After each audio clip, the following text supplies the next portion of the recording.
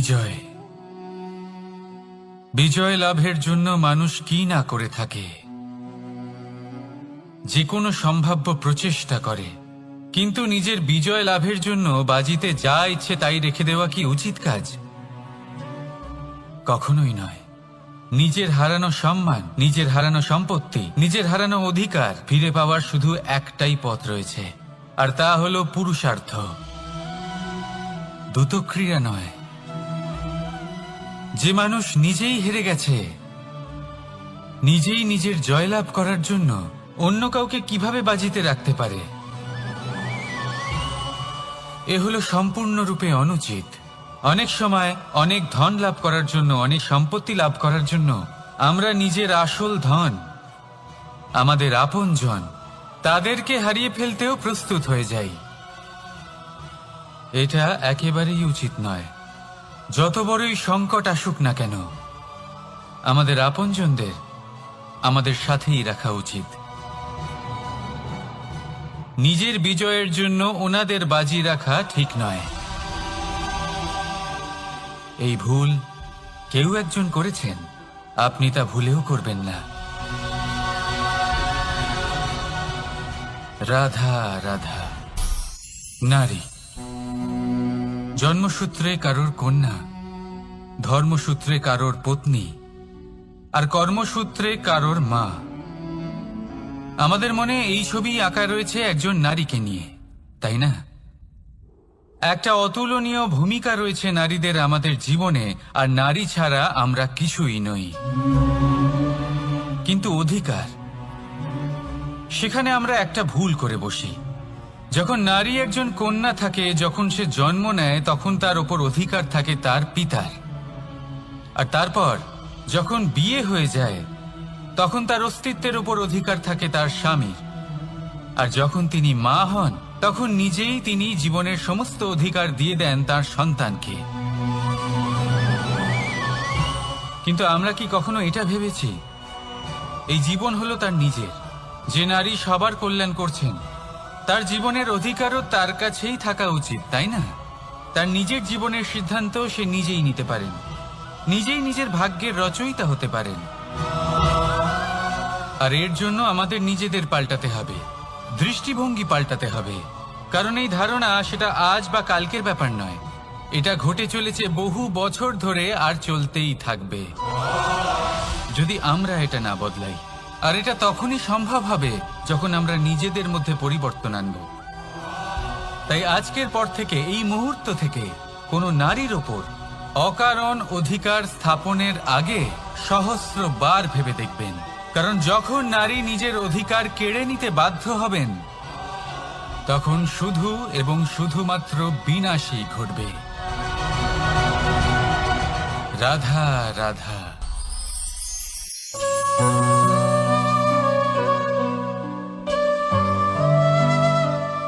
নারী, পুরুষরা যাকে নাম দিয়েছেন ত্রিয়া, কেন দিয়েছেন, কে দিয়েছেন, কেউ তা জানে না। কথায় আছে, পুরুষরা ভাবেন যে ত্রিয়া, ভাবেন একরকম, বলেন অন্য কিছু, আর করেন অন্য কিছুই। কিন্তু সত্যিটা কি এটাই? আসল সত্যি হলো এটাই যে ত্রিয়া হলো সেই চরিত্রহীন পুরুষ, আর কেউ নয়। সেই পুরুষ যারা নারীকে বলেন যে আপনি হলেন মা, আপনি হলেন দেবী, আপনি হলেন বোন। আর ভাবেন কি? ভাবেন যে এই নারী হলো আমাদের পায়ের ধুলো, আর কিচ্ছু নয়। আর কি করেন? ওনাদের মাথায়, ওনাদের খোপায় মালা পরিয়ে দিয়ে ভাবেন যে ওনারা হলেন তাদের পায়ের ধুলোর সমান। একজন নারীর সম্মান ভঙ্গ করেন, তাদের দাসী মনে করেন। ভুলবেন না, যত্র নারী আস্ত পূজ্যন্তে রমন্তে তত্র দেবতা। অর্থাৎ যেখানে নারীকে পুজো করা হয়, সেখানে ঈশ্বর বাস করেন। আর যেখানে নারীকে অপমান করা হয়, সেখানে ঈশ্বর এবং ভাগ্য এই দুই রুষ্ট হয়। মনে রাখবেন, যদি নারী কল্যাণকারী হতে পারেন, তাহলে নারী মহাচণ্ডী রূপও ধারণ করতে পারেন। যদি একজন নারী মাতা হয়ে জন্মদান করতে পারেন, তাহলে নারী মৃত্যু হয়ে বিনাশও করতে পারেন। যেখানে নারী অপমানিত হবেন, সেখানে মহান ভারতও মহাভারতের পথে অগ্রসর হতে পারে। তাই মনে রাখবেন, নারীর অপমান যেন কখনোই না ঘটে। আর যদি কোথাও নারীর অপমান হয়, তার অর্থ হলো আপনার বিনাশ আপনার দিকেই আসছে। আর এটা হলো তার প্রথম পদক্ষেপের প্রথম পদধ্বনি। রাধা রাধা। যদি সন্তান কোনো দুষ্কর্ম করে, তাহলে সেই অপরাধ শুধু কি সেই সন্তানের? না, যদি সন্তান দুষ্কর্ম করে, তাহলে অপরাধী তার মাতা পিতাও, যারা পুত্রমোহর কারণে সেই অনুচিত কাজে তাকে বাধা দেননি। অপরাধী হলেন তার পিতামহ, যিনি নিজের কর্তব্যবোধের কারণে নিজের পরিবারের যত্ন নেননি, যিনি সন্তানকে কখনো শাস্তি দেননি। অপরাধী হলেন তার সেই গুরুও, যিনি নিজের শিষ্যের সেই দুষ্কর্ম দেখেও তাকে প্রতিহত করতে পারেননি। একজন হবু রাজার কর্তব্য হলো নিজের প্রজার কাছে সে যেন এক উদাহরণ প্রস্তুত করতে পারে। কিন্তু যদি এত অনুচিত উদাহরণ প্রস্তুত হয়ে থাকে, তাহলে মা বাবার, বাড়ির বয়োজ্যেষ্ঠদের কর্তব্য হলো ওনারা যেন সেটা সেখানেই থামায়, হয় ভালোবেসে, নয়তো শাস্তি দিয়ে। যদি না থামানো হয়, তাহলে মহাভারত অবশ্যম্ভাবী। অনেক ব্যক্তির মনে একটা প্রশ্ন জাগে আমাকে আর রাধাকে নিয়ে। বলেন যে, না আমি আর রাধা একসাথে থাকি, না আমাদের বিয়ে হয়েছে, আমি এখানে দ্বারকাতে, ও ওখানে বর্ষণাতে, তাও এত ভালোবাসা কি করে? এ কেমন সম্পর্ক? আমি তাদের একটা সহজ কথা বলতে চাই। আপনি কখনো আয়নার দিকে দেখেছেন? নিজের দুই চোখের দিকে তাকিয়ে জিজ্ঞাসা করুন, এই দুই চোখ একসাথে কেন বন্ধ হয়, একসাথে কেন খোলে, একসাথে কেন ঘুমোয়, একসাথে কেন কাঁদে? আজীবন কোনো এক মানুষের সাথে সম্পর্ক রাখা অবশ্যই সম্ভব, তাদের সাথে দেখা না করে। আমার আর রাধার ভালোবাসাও কিছুটা এরকমই, আর কিছুটা এরকমই হয় ভালোবাসা দুই নয়নের মতো, যারা কখনোই মিলিত হবে না, কিন্তু চিরকালের জন্য একসাথে জুড়ে থাকবে। এই অনুভূতি নিঃস্বার্থ হয়, আর এই নিঃস্বার্থ ভালোবাসা আপনাকে আনন্দের পথে অগ্রসর করে।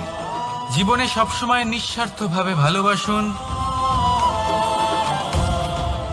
শুধুমাত্র আনন্দই পাবেন। তাহলে আসুন আমার সাথে নিঃস্বার্থভাবে ভালোবেসে বলুন, রাধা রাধা। মানুষ, কোন ব্যক্তির নির্মাণ হয় কিভাবে?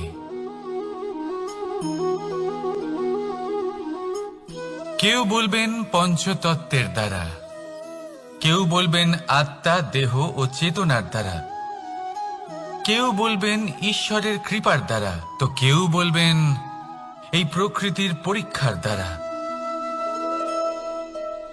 না, মানুষের নির্মাণ হয়ে থাকে বিশ্বাস দ্বারা। ব্যক্তি তখনই গড়ে ওঠেন যখন ব্যক্তিত্ব থাকে, ঠিক কিনা? আর ব্যক্তিত্ব তখনই হবে আর সেরকমই হবে যেরকম বিশ্বাস আপনি নিজের উপরে রাখবেন। যদি আপনি মনে করেন আপনি বিষের ন্যায় হবেন, তাহলে আপনি বিষাক্তই হবেন। যদি আপনি এটা মনে করেন যে আপনি অমৃতের ন্যায় হবেন, তাহলে আপনি অমরই হয়ে যাবেন। যদি আপনি নিজের উপরে বিশ্বাস রাখেন যে আপনি সংসারের সব থেকে উঁচু পর্বতের শিখরে পৌঁছতে পারবেন, তাহলে আপনি অবশ্যই পৌঁছবেন। যদি আপনার এরকম মনে হয় যে আপনি এরকম কখনো করতে পারবেন না, তাহলে এরকম কখনোই হবে না। ভেবে দেখবেন, বিশ্বাসের মধ্যেই বিশ্ব বাস করে থাকে। তো আপনার অস্তিত্ব কেন করবে না? যেমন বিশ্বাস আপনি নিজের উপরে রাখবেন, তেমনই আপনি হয়ে উঠবেন। সেই জন্য নিজের উপরে বিশ্বাস রাখুন। আর হ্যাঁ, ভালোবেসে বলুন রাধা রাধা। শত্রুতা, একজন মানুষ অন্য মানুষের সাথে শত্রুতা করে বসেন, দুজন ঘনিষ্ঠ বন্ধু। এমনও এক সময় আসতে পারে যখন এনারা একে অপরের শত্রু হয়ে ওঠেন। এর অনেকগুলো কারণ হতে পারে, কিন্তু মূল কারণ হলো আলোচনা। আগে হ্যাঁ, আপনি যদি কারোর বিষয়ে আলোচনা করেন তাহলে সে আপনার শত্রু হয়ে যেতে পারে। এবার মনে একটা প্রশ্ন আসতে পারে যে এটা কিভাবে সম্ভব হতে পারে? আলোচনা, এটা তো অত্যন্ত জরুরি। যদি আমি নিজের বন্ধুর খারাপ কাজের বিষয়ে আলোচনাই না করি তাহলে সে শুধরবে কি করে? এ কথা সত্যি যে আলোচনা আবশ্যক, কিন্তু তার থেকেও বেশি গুরুত্বপূর্ণ এবং আবশ্যক হলো আপনার এই সিদ্ধান্ত এটাই যে আপনার এই আলোচনা কোন স্থানে করবেন। যদি এটা সবার সামনে করবেন ভাবেন, তাহলে তা অপমানও হয়ে যেতে পারে। যদি এটা আলাদাভাবে করেন তাহলে তা পরামর্শ হয়ে যায়। অপমান কেউ স্বীকার করতে পারেন না, কিন্তু পরামর্শ সকলের ভালো লাগে। তাহলে যদি আপন কারোর জন্য ভালো কিছু চান, কাউকে শুধরে দিতে চান, আর আপনার মনে হয় আলোচনা আবশ্যক, তাহলে সর্বপ্রথম সময়, পরিস্থিতি আর স্থানের কথা মনে রাখবেন। নয়তো এই আলোচনা আপনাকে খুব ভোগাতে পারে। তাহলে আসুন আমার সাথে ভালোবেসে বলুন রাধা রাধা। আপনার জীবনেও কি সমস্যা রয়েছে? অবশ্যই থাকবে। প্রত্যেকের জীবনেই সমস্যা থাকে। প্রত্যেক মানুষ জিজ্ঞাসাও করেন যে এই সমস্যা আসলে কি আর কেন আসে এ জীবনে। আপনাকে একটা কথা বলে দিই যে সমস্যা আসলে সেটা নয় যা আপনার পথে বাধা সৃষ্টি করে, বরং সমস্যা হলো সেটাই যেটা আপনি তখন দেখতে পান যখন আপনার একাগ্রতা আপনার পথ থেকে, আপনার লক্ষ্য থেকে সরে যেতে থাকে। আর এই সমস্যাগুলি দূর করার জন্য, এর সমাধান করার জন্য একটাই পথ আছে, নিজের সমস্ত ভাবনা আরো একবার একাগ্র করুন নিজের পথের দিকে, নিজের লক্ষ্যের দিকে। আপনার সমস্ত ভাবনা যদি কেন্দ্রীভূত হয় নিজের লক্ষ্যে, তাহলে এই সমস্যা দূরে থাকবে। যদি এরকম না হয়, যদি আপনার মন একটু অন্যদিকে চলে যায়, তাহলে এই সমস্ত সমস্যা আবার সামনে চলে আসে আর বাড়তেও থাকে। দেখুন, যেখানে আপনার লক্ষ্য রয়েছে, বাণ যদি সেখানেই চালাতে হয়, তাহলে দৃষ্টি তো সেদিকেই রাখতে হবে। তবেই তো আপনি সেই লক্ষ্য ভেদ করতে পারবেন।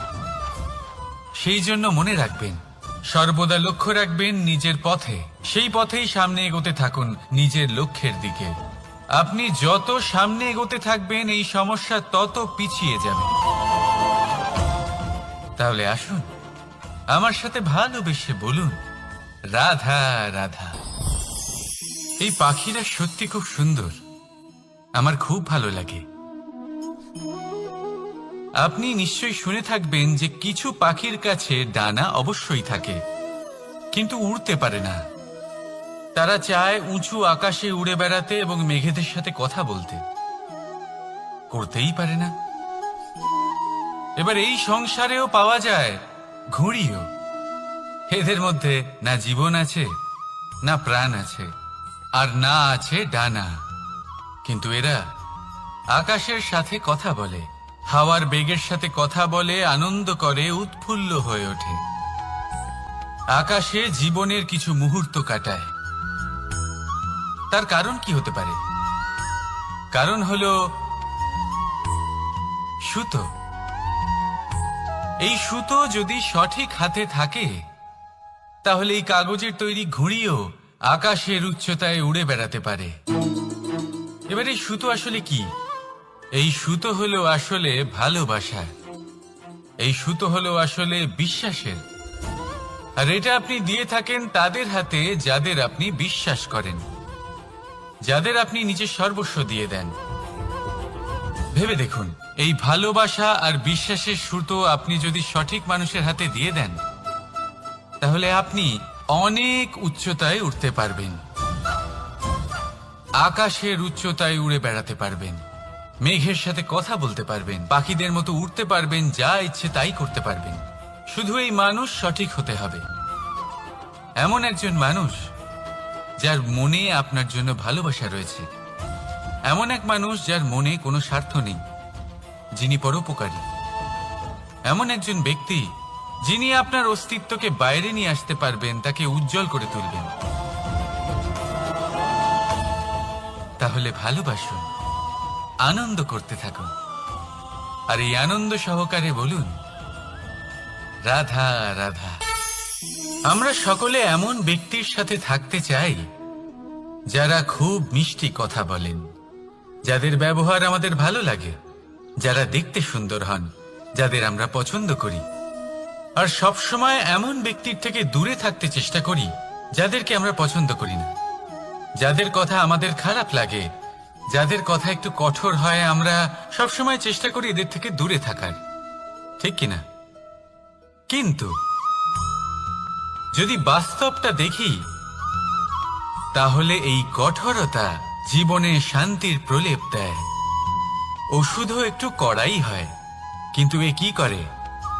আমাদের সুস্থ করে তোলে। ঠিক সেইভাবেই ভালোবাসার এই অধ্যায় একটু কঠিন, একটু কড়াও মনে হতে পারে, কিন্তু এর ফল সবসময় আপনাদের স্বাস্থ্যের পক্ষে ভালোই হয়। সেই জন্য যদি কেউ আপনার নিন্দে করে, আপনাকে কড়া কথা শোনায়, আপনার ব্যাপারে আলোচনা করে, তার মানে এটা নয় যে সে আপনার শত্রু। হতে পারে তিনি আপনার বন্ধু হন, আপনার জন্য ভালো চান, আপনাকে শুধরে নিতে চান, আপনার মধ্যে কোনো পরিবর্তন দেখতে চান। সেই জন্য কখনো কারোর কথা শুনে বা কাউকে দেখে প্রাথমিকভাবে এই সিদ্ধান্ত নেবেন না যে তিনি আপনার শত্রু হন নাকি আপনার বন্ধু হন। এমনও শত্রু হয়ে থাকেন যে গুড়ের মতো মিষ্টি মিষ্টি কথা বলে আসলে আপনাকে বিষ পান করিয়ে দেবেন। আর এমনও বন্ধু থাকেন যারা আসলে নিমের মতো কড়া কথা বলেন, কিন্তু আপনাকে অমৃত পান করান। এদের মধ্যে পার্থক্য করতে জানতে হবে, কে আসলে শত্রু হন আবার কে আসলে মিত্র হন। এই পার্থক্য যখন আপনি করতে শিখবেন, তখন আপনি এই সংসারের সব থেকে সুখী প্রাণী হয়ে উঠবেন। এই পার্থক্য বোঝা সহজ নয়, কিন্তু অবশ্যই আবশ্যক। রাধা রাধা। অসুখ। এমন কোনো মানুষ আছেন এই সংসারে যার অসুখ করে না? প্রত্যেক মানুষ কখনো না কখনো অবশ্যই অসুস্থ হয়েছে, তার এই শরীর রোগের শিকার অবশ্যই হয়েছে। এবারে দেখুন, এই রোগ আসে, আবার এই রোগ চলেও যায়, কিন্তু সেই রোগ আমাদের কষ্ট দিতে কেন সক্ষম হয়? কারণ হলো স্বচ্ছতা। যদি এই স্বচ্ছতা শরীরে না থাকে, তাহলে মানুষকে শারীরিক কষ্ট পেতেই হবে। ঠিক সেইভাবেই অত্যন্ত প্রয়োজনীয় হলো এই স্বচ্ছতা যেন মনেও থাকে। যদি এই স্বচ্ছতা মনে না থাকে, তাহলে মানুষ চারিত্রিকভাবে কষ্ট সহ্য করেন। এবারে নিবারণ কি হতে পারে? বড়ই সহজ এর উপশম। যদি রোগ শরীরে হয়, তাহলে সর্বপ্রথম স্বচ্ছতা বজায় রাখতে শিখুন, এই শরীরকে পরিষ্কার রাখতে শিখুন। বিচক্ষণতার সাথে এই রোগের সম্মুখীন হন, ভয় পাওয়ার কোনো দরকার নেই। ব্যায়াম করতে থাকুন, সব ঠিক হয়ে যাবে। সেইভাবেই যদি এই অসুখ মনে হয়, তাহলে কি করা যায়? সর্বপ্রথম তার আধারের উপরে নজর দিন। আপনার এই আধারই হলো আপনার আহার। যা আপনি আহার করবেন, সেরকমই মানুষ হয়ে উঠবেন। সেইভাবেই আপনি যেরকম ভাবেন, সেরকমই মানুষ হয়ে উঠবেন। সেই জন্য নিজের ভাবনাকে শুভ করুন, নিজের দৃষ্টিভঙ্গিকে শুভ করে তুলুন, সবকিছু সঠিক হবে। আপনার আমার সবার মধ্যেই এক রাক্ষস বাস করে, তার সম্মুখীন হন, তাকে পরাস্ত করুন। তাহলে এই রোগ সে শরীরেই হোক বা মনের মধ্যে, যদি সঠিক সময় তাকে আটকানো না যায়, তাহলে যে কোনো সময় তা মহামারীর রূপ ধারণ করবে। সেই জন্য সাবধানে থাকুন, সুস্থ থাকুন। তাহলে আসুন আমার সাথে ভালোবেসে বলুন রাধা রাধা। বাজ পাখিকে পক্ষীরাজ বলা হয়। বাজের আয়ু হলো মোটামুটি 70 বছর। এবার 40 বছর হতে হতেই ওদের পালক লম্বা এবং ভঙ্গুর হয়ে যেতে থাকে, ঠোঁট বেঁকে যায়, ডানা ভারী হয়ে যায়, অর্থাৎ আগের মতো উড়তে পারে না, সেই শক্তি থাকে না। এবার সেই বাজ কি করবে?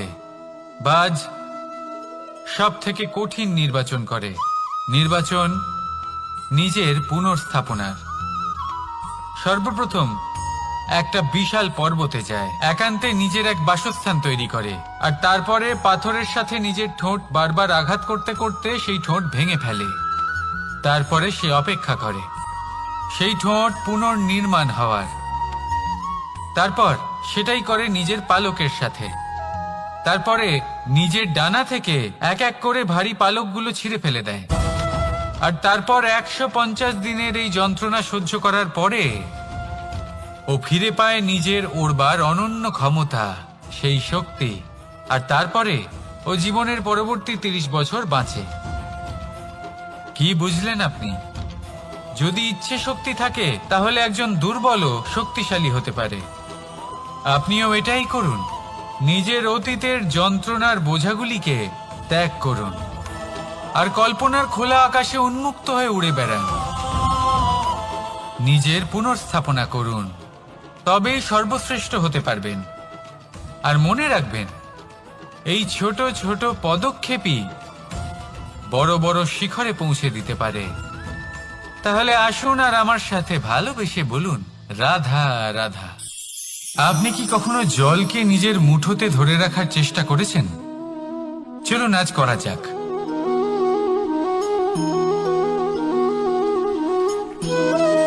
যদি আপনি নিজের মুঠো জোরে বন্ধ করেন, জল ধরে রাখতে পারবেন না। যদি আপনি তাকে এমনি বইতে দেন, তাহলে ও নিজের পথ নিজেই করে নেবে আর আপনার হাতেও থেকে যাবে। আমাদের জীবনও হলো কিছুটা এরকম, জলের মতো। নিজের পথ নিজেই করে নেয় এই জীবন। প্রত্যেক সমস্যার সমাধান নিজেই করে নেয় এই জীবন।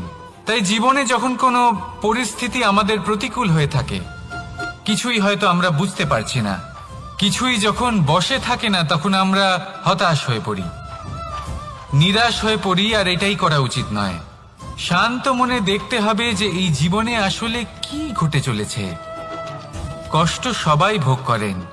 কষ্ট পেলে কেউ রেগে যান, রেগে গিয়ে পরাক্রম দেখান। এটাই তো করা উচিত নয়। শান্ত মনে সেটাই করতে হবে যা জীবন আমাদের শেখাতে চাইছে। জীবন আমাদের সব শিখিয়ে দেবে, শুধু মনে রাখবেন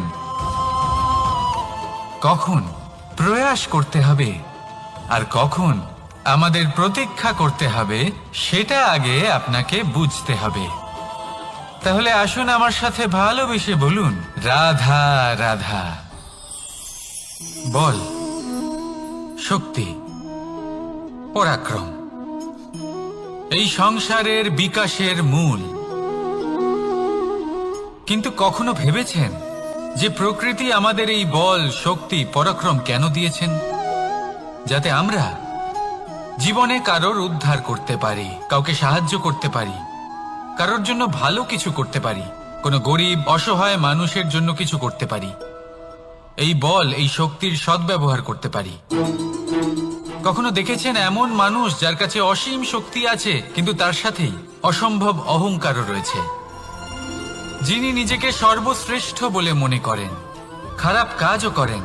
আপনি দেখবেন প্রকৃতি এবং মানুষ তাকে ভাঙতে সর্বদা চেষ্টা করেন। মনে রাখবেন, যতই সুবিশাল পর্বত হোক না কেন, তা যদি পথে পড়ে, তাকে ভেঙে পথ প্রশস্ত করা হয়।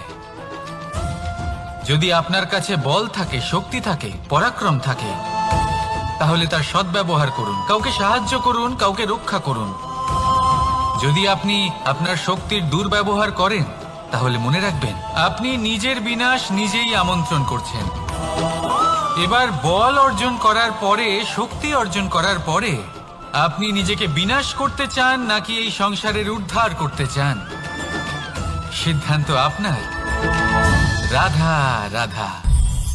মানুষ আর ধন, এই দুইয়ের মধ্যে সম্পর্ক খুব ঘনিষ্ঠ। ধন হলো সেই শক্তি যার ব্যবহার মানুষ করে থাকে সাংসারিক বস্তু ক্রয় করার জন্য, নিজের জীবন যাপন করার জন্য। আর মানুষ হলো সেই শক্তি যারা ধনকে গুরুত্বপূর্ণ করে তোলেন। এবার একটা কথা বলি, ব্যবহার করা উচিত ধনকে আর ভালোবাসা উচিত মানুষকে। এটা বেশিরভাগ মানুষই বোঝেন না। মানুষ এখানেই সব থেকে বড় ভুল করে বসেন। তারা ভালোবাসেন ধনকে আর ব্যবহার করেন মানুষকে। এ হলো অনুচিত। দেখুন, আপনি একটা সূচের দ্বারা যুদ্ধ করতে পারবেন না, আর কোনো তলোয়ার দ্বারা বস্ত্র সেলাই করতে পারবেন না, তাই না? কোনটা কিসের জন্য হয় সেটা বোঝা অত্যন্ত জরুরি। আপনিও সঠিক দিকে অগ্রসর হন। মানুষকে ভালোবাসুন আর ধনকে ব্যবহার করুন। যদি আপনি মানুষকে ব্যবহার করেন তাহলে আপনি ভালোবেসে ফেলবেন ধনকে, আর এই ভালোবাসা ধীরে ধীরে পরিণত হবে লোভে, আর ধীরে ধীরে এটা আপনাকে বিনাশ করে দেবে। তাহলে সমস্ত মানুষকে ভালোবাসুন আর এইভাবে ভালোবেসে বলুন, রাধা রাধা। সাফল্য কে না চান? সাফল্য লাভ করার, শিখরে পৌঁছানোর আলাদাই একটা আনন্দ রয়েছে। আর আপনজনদেরও কে না চান? প্রত্যেক মানুষ চান যেন জীবনে তার কোনো আপনজন থাকে, যারা সবসময় তাদের সাথে থাকবে। কারণ আপনজনের সাথেই তো সাফল্যের আনন্দ সব থেকে বেশি পাওয়া যায়। কিন্তু আসলে কি হয়, অনেক সময় সাফল্যের খোঁজে সেই পথে চলতে চলতে আমরা আপনদের থেকে দূরে চলে যাই। না চাইতেও দূরে চলে যেতে হয়, ওনাদের সাথে সময় কাটাতে পারি না। আর আমরা ভুলে যাই যে সাফল্যের আসল আনন্দ আপনজনদের সাথেই পাওয়া যায়। সফল হওয়ার পরে আপনদের সাথে দেখা হলে তাদের চোখে আমাদের জন্য যে আবেগ থাকে, যে সম্মান, যে প্রেম থাকে, সেটাই হলো আসল পুরস্কার। আমরা সেই কথা ভুলে যাই এবং একা হয়ে পড়ি। বেশিরভাগ সময় এটাই হয়। বেশিরভাগ সময় সফল মানুষগুলি একা হয়ে যান। এবার আপনি কি চান? আপনি অসফল হয়ে দিনগুলি একাকিত্বে কাটাতে চান, নাকি সফল হয়ে আপনজনদের সাথে আনন্দে থাকতে চান? সেই সিদ্ধান্ত আপনার। সাফল্যের পেছনে ছুটুন, নিজেকে উজাড় করে দিন, কিন্তু আপনজনদের সঙ্গ ত্যাগ করবেন না। সেই আপনজন যারা আপনার সাফল্যের জন্য দায়ী, সেই আপনজন যিনি আপনার সাফল্যে আনন্দ পান, সুখ লাভ করেন, তাদের কখনো ত্যাগ করবেন না। আসুন আমার সাথে ভালোবেসে বলুন, রাধা রাধা। ভগবান আর ভক্ত যখন এক আকার হয়ে যায়, যখন ভক্ত তার ভগবানের প্রতি এবং নিজের জীবনের উদ্দেশ্যের প্রতি সম্পূর্ণরূপে সমর্পিত হয়, তখন জন্ম নেয় ভক্তি। এই সংসারের সমস্ত আশা হয়তো আপনার সঙ্গ ত্যাগ করে দিতে পারে, তখনও ভক্তি সাথে থাকবে। ভক্ত আর ভগবান যখন এক আকার হয়ে যায়, তাদের মধ্যে কোনো পার্থক্য থাকে না। তারা এক হয়ে যায়, এক ব্যক্তিত্ব, এক অস্তিত্ব। সেই জন্য কখনো জীবনে যে কোনো রূপেই, যে কোনো প্রকারেই, যে কোনো ঈশ্বরকে মান্য করুন। মনের মধ্যে শ্রদ্ধা ভাব জাগ্রত করুন, মনে ভক্তি ভাব জাগ্রত করুন। এই সমগ্র সংসারে সব কিছু আপনাকে ছেড়ে চলে গেলেও তখনও এই ভক্তি শুধুমাত্র আপনার উত্থান ঘটাবে। তাই মনে ভক্তি জাগ্রত করুন আর আমার সাথে ভালোবেসে বলুন, রাধা রাধা। শব্দই হলো শূন্য, শব্দই হলো আরম্ভ, শব্দই হলো অন্ত, শব্দই হলো অমর, শব্দই হলো ব্রহ্ম। এই শব্দ হলো অত্যন্ত বিশেষ। কেউ কাঁদলে তাকে হাসিয়ে তোলে, কেউ হাসলে তাকে কাঁদিয়ে দেয়। কারোর মনে উদ্দীপনা জাগিয়ে তুলতে পারে, আবার কারোর মনে কাঁটা হয়ে বিঁধে থাকতে পারে। একটা অত্যন্ত গুরুত্বপূর্ণ কথা যা বোঝা অত্যন্ত আবশ্যক। আপনার মন, আপনার হৃদয় যতই শুদ্ধ হোক না কেন, যতই পবিত্র হোক না কেন, আপনার দৃষ্টিভঙ্গি যতই স্পষ্ট হোক না কেন, যদি আপনার কথা পবিত্র না হয়, যদি আপনার শব্দ শুদ্ধ না হয়, তাহলে তা আপনাকে আপনার কর্মফল ভোগ করতে বাধ্য করবেই। একটা সহজ উদাহরণ দিই। আপনার জীবনে এমন কেউ অবশ্যই থাকবেন যাকে আপনি পছন্দ করেন না, যিনি হয়তো অধর্মী মানুষ, যিনি হয়তো দুর্বুদ্ধি সম্পন্ন মানুষ, কিন্তু তার জন্য অপশব্দ প্রয়োগ করলে তার মধ্যে কোনো পরিবর্তন আসবে না, তার মানসিকতা বদলাবে না, শুধু মনে প্রতিশোধ স্পৃহা জেগে উঠবে, মনে হিংসা জাগবে, আর কিচ্ছু নয়। সেই জন্য নিজের শব্দকে নিয়ন্ত্রণ করুন, নিজের কথা সংযত করুন। শ্রেষ্ঠ থেকে শ্রেষ্ঠতর মানুষকেও সাবধানী হতে হয়, কারণ যদি এই শব্দের প্রয়োগ সঠিক না হয়, তাহলে আজীবন মানুষকে নির্বাক হয়ে থাকতে হতে পারে। তাহলে নিজের শব্দ নিয়ন্ত্রিত রাখুন, নিজের কথাকে শুভ করুন, এতে প্রেমবোধ জাগিয়ে তুলুন, আর সেই প্রেমবোধ নিয়েই বলুন রাধা রাধা। বরদান এবং অভিশাপ, এই দুই হলো একই মুদ্রার দুটি পিঠ। এই বরদান আমরা অনেক কারণে পেতে পারি, কখনো নিজের পরিশ্রমের কারণে, কখনো নিজের তপস্যার কারণে, কখনো আমাদের পূর্বপুরুষদের কর্ম ও তপস্যার কারণে। কিন্তু এই বরদান কতক্ষণ বরদান থাকবে তা আমরা নিশ্চিত করতে পারি না, তা সুনিশ্চিত করে শুধুমাত্র আমাদের কর্ম। যদি আপনাকে উদাহরণ দিই, আপনি রেশমের কীট দেখেছেন? ও বরদান পেয়েছে যে ও নিজের সুরক্ষার জন্য খোলস বানাতে পারে। এবারও তাতে এত মত্ত হয়ে যায় যে এমন এক আবরণ বানিয়ে ফেলে যাতে সে নিজেই আবদ্ধ হয়ে চাপা পড়ে মরে যায়। এটার তাৎপর্য কি? তাৎপর্য খুবই সরল। গর্ব করা খুবই ভালো, কিন্তু অহংকার করা কখনোই উচিত নয়। যদি অহংকার মনের মধ্যে প্রবেশ করে, তাহলে এই বরদান অভিশাপে পরিণত হতে সময় লাগে না।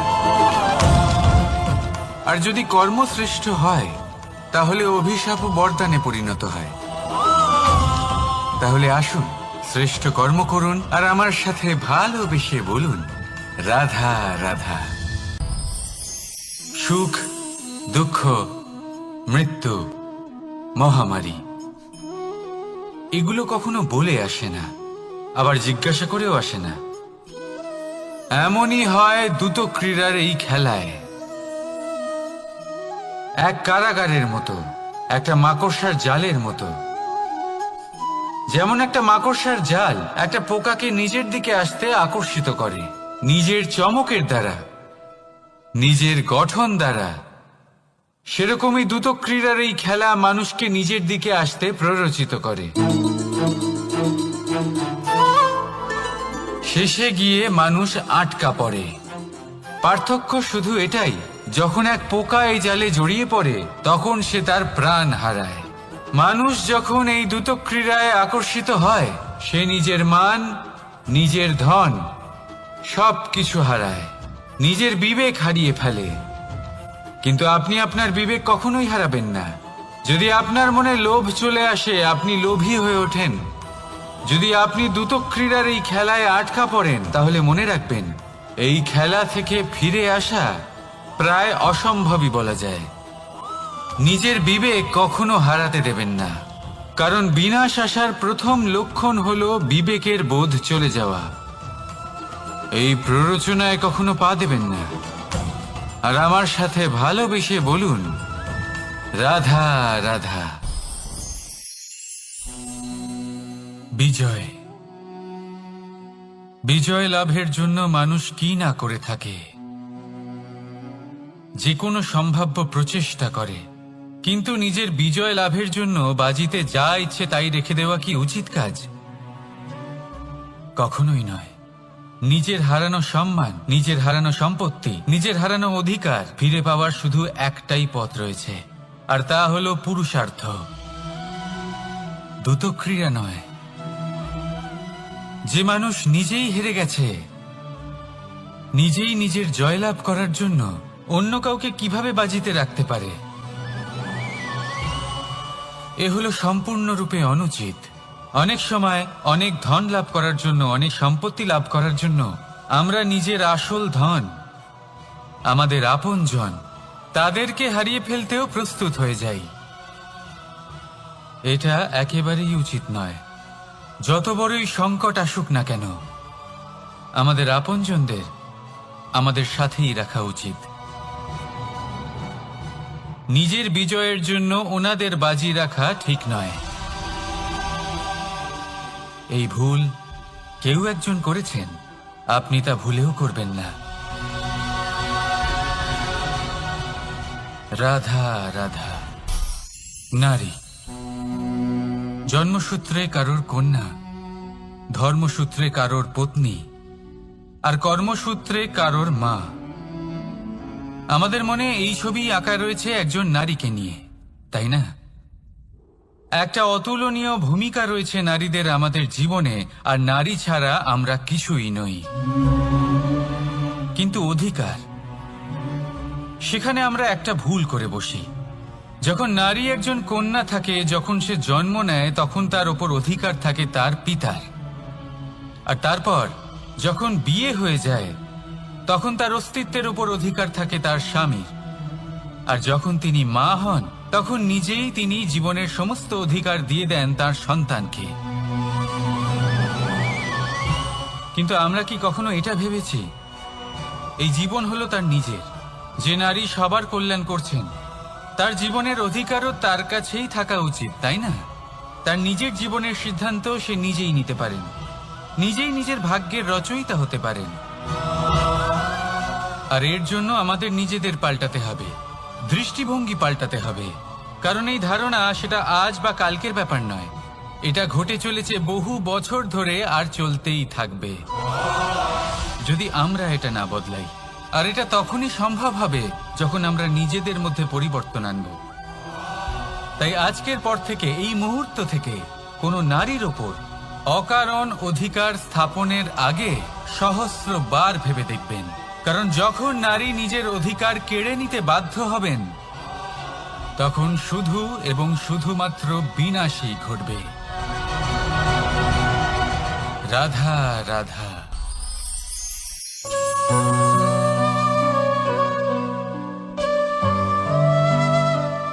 নারী,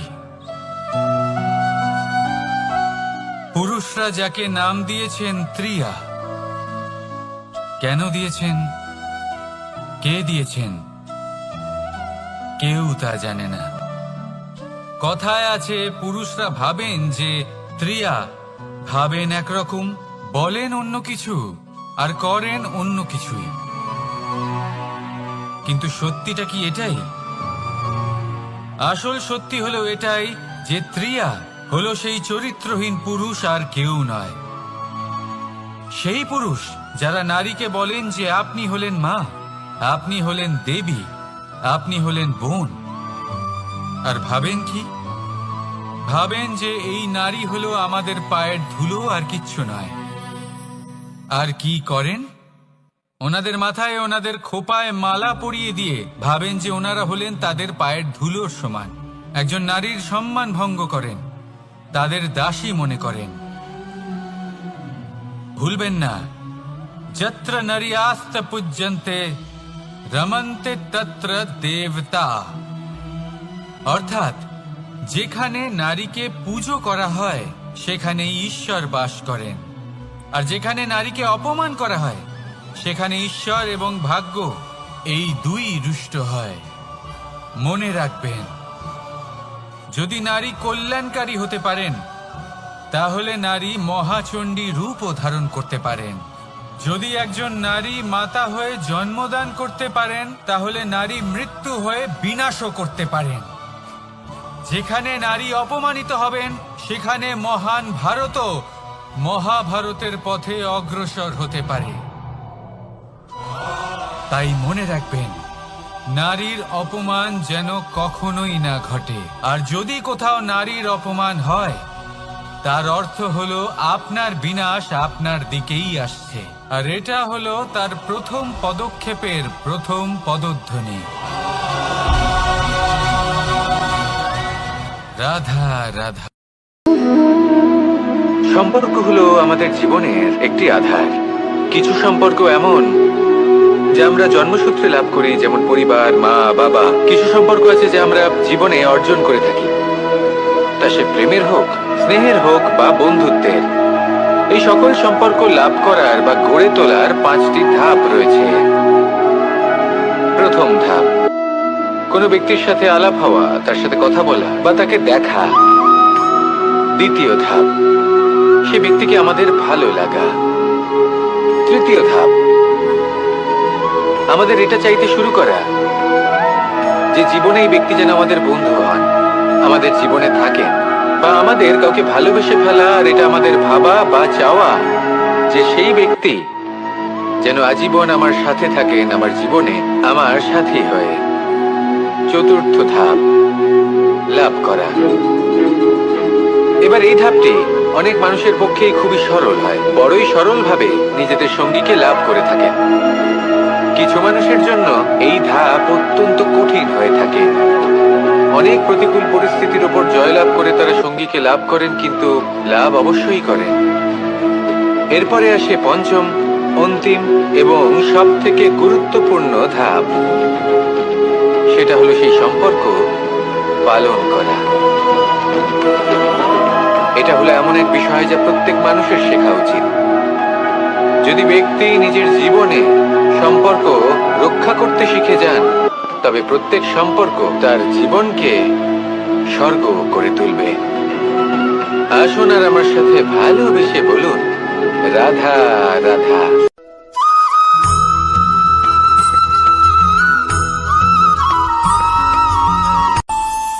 আমাদের মনে যখন কোনো প্রশ্ন ওঠে, কোনো দ্বন্দ্ব জাগে, তখন আমরা যাই আমাদের গুরুর কাছে, আমাদের আরাধ্যের কাছে গিয়ে জিজ্ঞেস করি। এইভাবেই একদিন আমি পৌঁছলাম আমার আরাধ্যের কাছে, আমার মহাদেবের কাছে, আর ওনাকে প্রশ্ন করলাম যে মহাদেব, জীবনে আনন্দ পাওয়ার, উৎসব পালনের, প্রেম ভাগ করে নেবার, জীবনকে উপভোগ করে নেওয়ার সর্বশ্রেষ্ঠ সময় কোনটা? মহাদেব হাসলেন আর উনি বললেন, জীবনে উৎসব পালনের সব থেকে শ্রেষ্ঠ দিন হল মৃত্যুর ঠিক আগের দিনটা। প্রেম ভাগ করে নেওয়ার সব থেকে শ্রেষ্ঠ মুহূর্ত হল মৃত্যুর ঠিক আগের মুহূর্ত। জীবনকে উপভোগ করে নেওয়ার সর্বশ্রেষ্ঠ প্রহর হল মৃত্যুর 1 প্রহর পূর্বে। তখন আমি চমকে গেলাম। আমি বললাম, কিন্তু মহাদেব, মৃত্যু তো অনিশ্চিত, আমরা জানিও না কবে আমাদের মৃত্যু হবে। মহাদেব আবার হাসলেন। উনি বললেন যে যদি আমরা এভাবে জীবন কাটাই যে আমরা জীবনের প্রত্যেক দিন, প্রত্যেক মুহূর্ত, প্রত্যেক প্রহর শেষ বলে মনে করি, তাহলে আমাদের সমস্ত জীবন আনন্দের সাথেই অতিবাহিত হবে। কি বলেন?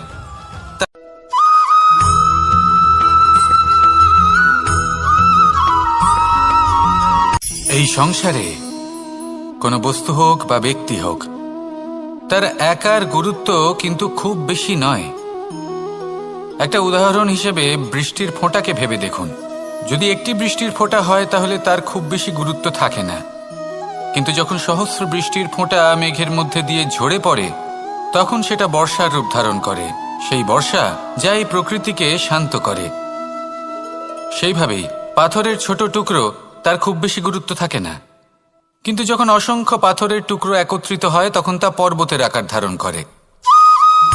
সেইভাবেই কিছু মানুষ যখন একত্রিত হন তখন তৈরি হয় পরিবার, কিছু পরিবার যখন একত্রিত হয় তখন তৈরি হয় সমাজ, যখন অনেক সংখ্যক সমাজ একত্রিত হয় তখন তৈরি হয় রাজ্য। এবার এই রাজ্যের সব থেকে গুরুত্বপূর্ণ ব্যক্তি হতে পারেন রাজা, কিন্তু তাও সেই রাজা একা কিছু করতে পারেন না। যুদ্ধ লড়ার সময় তারও নিজের সৈন্যদলকে প্রয়োজন পড়ে। কিন্তু এই সংসারে এমন একজন ব্যক্তি আছেন যিনি একাই সব কাজ করতে থাকেন, এবং সেই ব্যক্তি হলেন মা। আমাদের জীবনে একজন পিতার ভূমিকা কিন্তু নিঃসন্দেহে অমূল্য, কিন্তু আমাদের সকলের জীবনে যে ভূমিকা একজন মায়ের তা অন্য কারোর থাকে না। একজন মা একাই সন্তানকে বড় করতে পারেন, সংস্কারী করে তুলতে পারেন, তার জন্য পরিশ্রম করেন। আর এত কিছু কাজ করার পরেও তার কাজের জন্য তিনি প্রশংসা অবশ্য পান না। উল্টে যদি সেই সন্তান অনুচিত পথে চালিত হয়, অনুচিত কর্ম করে, তখন সেই মাকেই অপবাদের পাত্র হয়ে উঠতে হয়। আমাদের জীবনে মায়ের যোগদান কতটা সেটা বুঝুন। আপনাকে বড় করে তোলার জন্য উনি কতটা পরিশ্রম করেছেন সেটা বুঝুন। আজ থেকে, এখন থেকে, এই মুহূর্ত থেকে মাকে সম্মান করতে শিখুন। যখন সময় পাবেন, যখন সুযোগ হবে, তখন তার প্রশংসা করুন, ওনারও ভালো লাগবে। আর মায়ের এই মমতার জন্য, তার এই ভূমিকার জন্য আসুন সবাই মিলে আমরা তাকে প্রণাম করি, আর সকলে মিলে ভালোবেসে বলি, রাধা রাধা।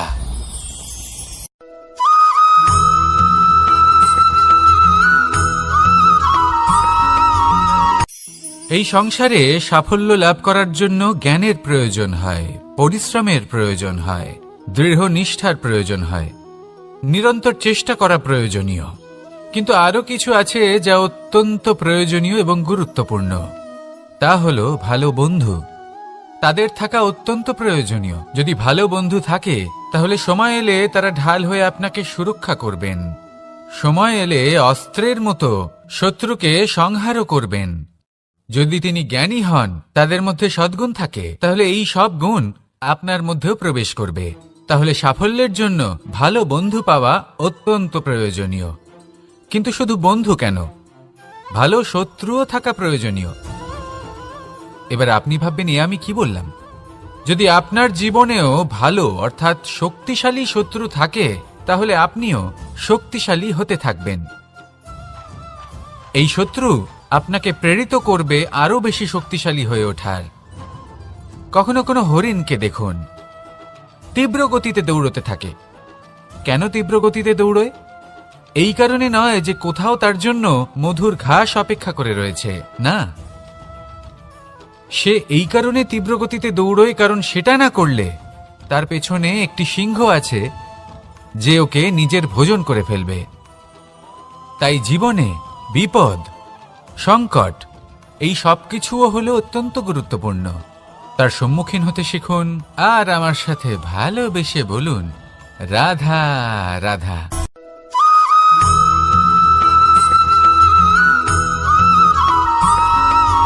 কথায় আছে, প্রত্যেক পুত্র তার পিতার প্রতিচ্ছবি হয়, আর সমস্ত প্রতিচ্ছবি চায় যেন সে তার অস্তিত্ব প্রাপ্ত করতে পারে। পুত্র চায় সে যেন তার পিতার মতো হয়, বা কখনো কখনো তার থেকেও শ্রেষ্ঠ হয়। সেটা কোনো অনুচিত ব্যাপার নয়। অনুচিত তখন হয় যখন পুত্র নিজের পিতার মতো হবার স্বপ্ন পূরণ করতে গিয়ে বা তার থেকেও শ্রেষ্ঠ হওয়ার স্বপ্ন পূরণে অনুচিত পথের আশ্রয় নেয়। কারণ তারপরে সে তার পিতার গুণগুলি আত্মসাৎ করতে চায় না।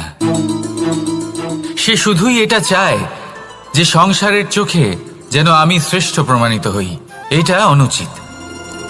সংসারে এমন অনেক মানুষ আছেন যারা এই কারণে শ্রেষ্ঠ হওয়ার চেষ্টা করেন যাতে তার পরিবারের, তার পিতার সম্মান বৃদ্ধি পায়। এমনও মানুষ থাকেন, আর এটাই হলো পার্থক্য উদ্দেশ্যের। মনে রাখবেন, যদি আপনার উদ্দেশ্য শুভ হয় তাহলে পথও শুভ হবে, যদি আপনার উদ্দেশ্য অশুভ হয় তাহলে পথও অশুভ হবে। তাহলে নিজের পিতার মতো হবার চেষ্টা অবশ্যই করুন, তার থেকেও শ্রেষ্ঠ হওয়ার চেষ্টা অবশ্যই করুন, কিন্তু মনে রাখবেন আপনার সংকল্প আর আপনার উদ্দেশ্য এই দুই শুভ হওয়া উচিত। তাহলে আসুন আর আমার সাথে ভালোবেসে বলুন, রাধা রাধা।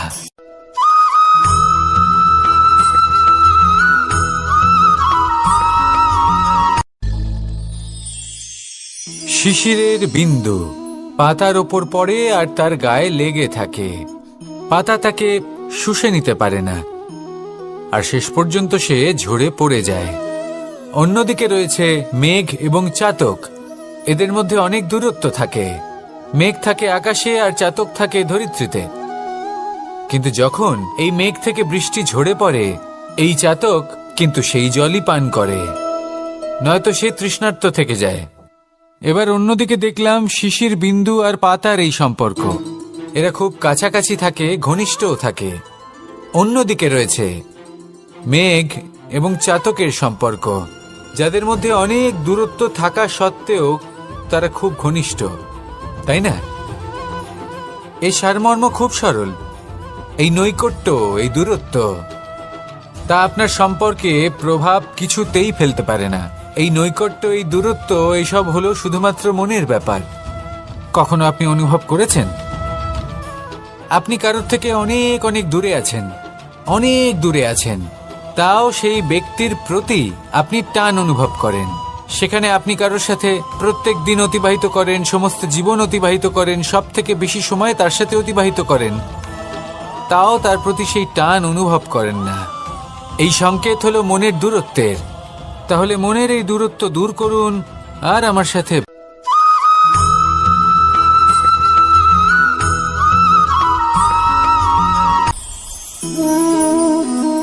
শক্তি এক অত্যন্ত বিচিত্র বস্তু, বা বলতে পারেন অনুভূতি। পিতা সবসময় চান যেন তিনি তার শক্তি পুত্রকে। আসুন আপনাকে সহজে বোঝাই। যদি আপনি সুপাত্র হন আর আপনাকে শক্তি দেওয়া হয়, তাহলে আপনি সেই শক্তির গুরুত্ব বুঝবেন, কোথায় সেই শক্তি প্রয়োগ করা উচিত সেটা বুঝবেন। আর এটা যেহেতু অর্জন করা শক্তি হবে, সেই শক্তির অপব্যবহার হবে না। কিন্তু যদি এই আপনি কুপাত্র হন আর যদি আপনাকে এই শক্তি দেওয়া হয়, তাহলে কি হবে? দেখতে গেলে এই শক্তি আপনি দান হিসেবে পেয়েছেন, তাই না আপনি এই শক্তির গুরুত্ব বুঝবেন আর না এর প্রয়োগ আপনি জানবেন।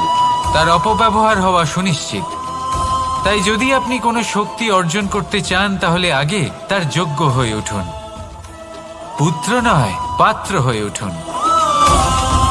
আর আমার সাথে ভালোবেসে বলুন, রাধা রাধা।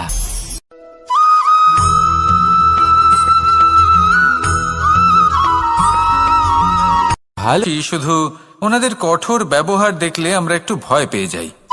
এবার ওনাদের এই কঠোর ব্যবহার আমাদের ভালো না লাগলেও অত্যন্ত আবশ্যক, কারণ মাতার থেকে আমরা যে শক্তি লাভ করি তা যেন নিয়ন্ত্রণ হারিয়ে বিধ্বংসী না হয়ে ওঠে।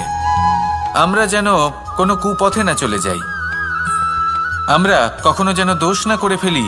শুধু সেই জন্য পিতা এবং গুরু একটু কঠোর হয়ে ওঠেন, এবং ওনাদের এই কঠোর আচরণ ভবিষ্যতে গিয়ে আমরা অবশ্যই বুঝতে পারি। জীবনে কিছু বছর আমরা এগিয়ে যাই আর তারপর আমরা বুঝতে পারি যে বাবা এবং গুরু আমাদের যথেষ্ট ভালোবাসতেন, কিন্তু ওনাদের ভালোবাসার বহিঃপ্রকাশ আলাদা। প্রয়োজনীয় হলো এটা দেখার, এটা বোঝার যে শুরু থেকে আমাদের প্রতি ওনাদের আচরণ কেমন ছিল। ওনাদের কঠোর হওয়ার পেছনে ওনাদের ভালোবাসাটা বোঝার চেষ্টা করুন, ওনাদের চিন্তাটা বোঝার চেষ্টা করুন, ওনাদের পথপ্রদর্শনের আড়ালে আপনার ভবিষ্যতের জন্য যে পরিকল্পনা ওনারা করেছেন সেটা বোঝার চেষ্টা করুন। তখন আপনারা বুঝতে পারবেন ওনাদের ভালোবাসাকে। আপনার মনের মধ্যে আপনা থেকেই ওনাদের প্রতি সম্মান জেগে উঠবে। নিজের পিতা এবং নিজের গুরু এই দুজনের প্রতি কৃতজ্ঞতা প্রকাশ করুন আর আমার সাথে ভালোবেসে বলুন, রাধা রাধা।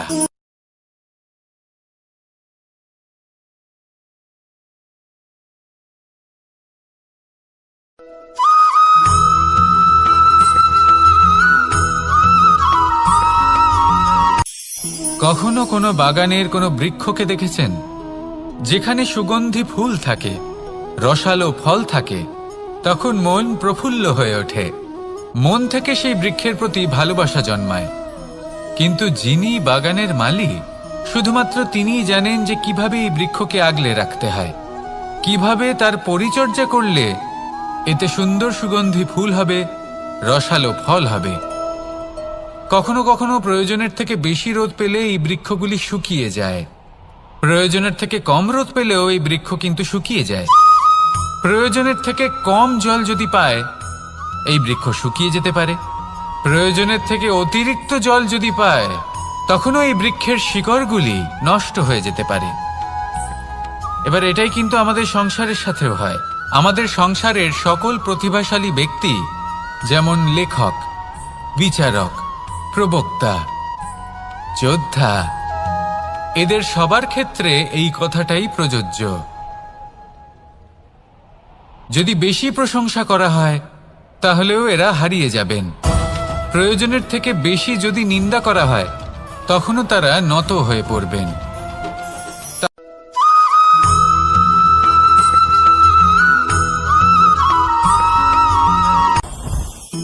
জীবনে কিছু শেখা অত্যন্ত গুরুত্বপূর্ণ। এবার কি কি শিখতে হবে সেই সব শেখানোর জন্য অনেক শিক্ষক রয়েছেন, কিন্তু কি শিখবেন না আর কি করবেন না এটা আমাদের নিজের অভিজ্ঞতা দিয়ে শিখতে হয়।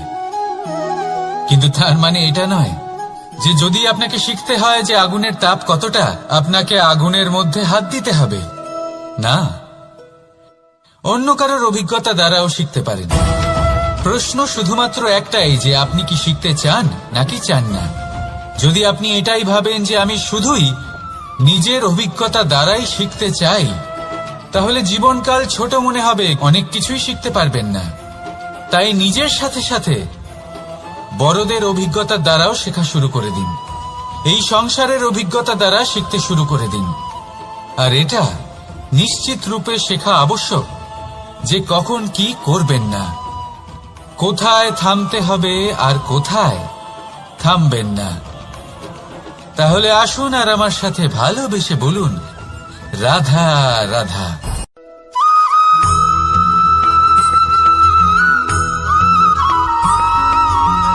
এই সংসারে সবথেকে বেশি কোমল বস্তু হলো রেশম। এই রেশম এতটাই কোমল হয় যে এর পুরো একটা থান শুধুমাত্র একটা হাতে ধরা সম্ভব। কখনো ভেবে দেখেছেন এই রেশম কিভাবে হয়? একটি কীট তার লালার দ্বারা উৎপন্ন হয়। এই কীট সেই রেশমকে পাক দিতে থাকে, পাক দিতেই থাকে আর আস্তে আস্তে তার মধ্যেই জড়িয়ে পড়ে। শেষে ওর এই সুন্দর অমূল্য সৃষ্টি রেশমের এই সুতো তার নির্মাণ কার্য পূর্ণ হয়, কিন্তু তাতেই ও নিজে বন্দী হয়ে যায়। নিজেরই মায়াজালের এই বন্দী গৃহে নিজেই ফেঁসে যায়। এবার এই সুতোকে ব্যবহারযোগ্য করে তোলার জন্য এই কীটগুলিকে এই কবচের সাথেই ফুটন্ত জলে ফেলে দেওয়া হয়। এই সংসারে যদি আমাদের স্বপ্ন এই সংসারের দুঃখ হরণ করার জন্য, এই সংসারে সুখ বিতরণ করার জন্য হয়, তবেই আমাদের প্রগতি সম্ভব। যদি আমাদের এই স্বপ্ন শুধুই আমাদের এবং আমাদের স্বার্থ সিদ্ধির জন্য হয়, তাহলে এই স্বপ্ন আমাদের অন্ধ করে দেবে, আমাদের অন্ধকারের পথে নিয়ে যাবে, আর আমরাও সেই কীটের মতো হয়ে যাব। নিজেদেরই মায়াজালে আমরা নিজেই ফেঁসে যাব, আর শেষে আমরা যদি কিছু লাভ করি তা হবে একাকিত্ব, অন্ধকারময় মৃত্যু। তাই স্বপ্ন অবশ্যই দেখুন, কিন্তু এমনভাবে স্বপ্ন দেখবেন না যে তার এই বন্দিগৃহে আপনি নিজেই ফেঁসে গেলেন। স্বপ্ন দেখুন পরোপকারে।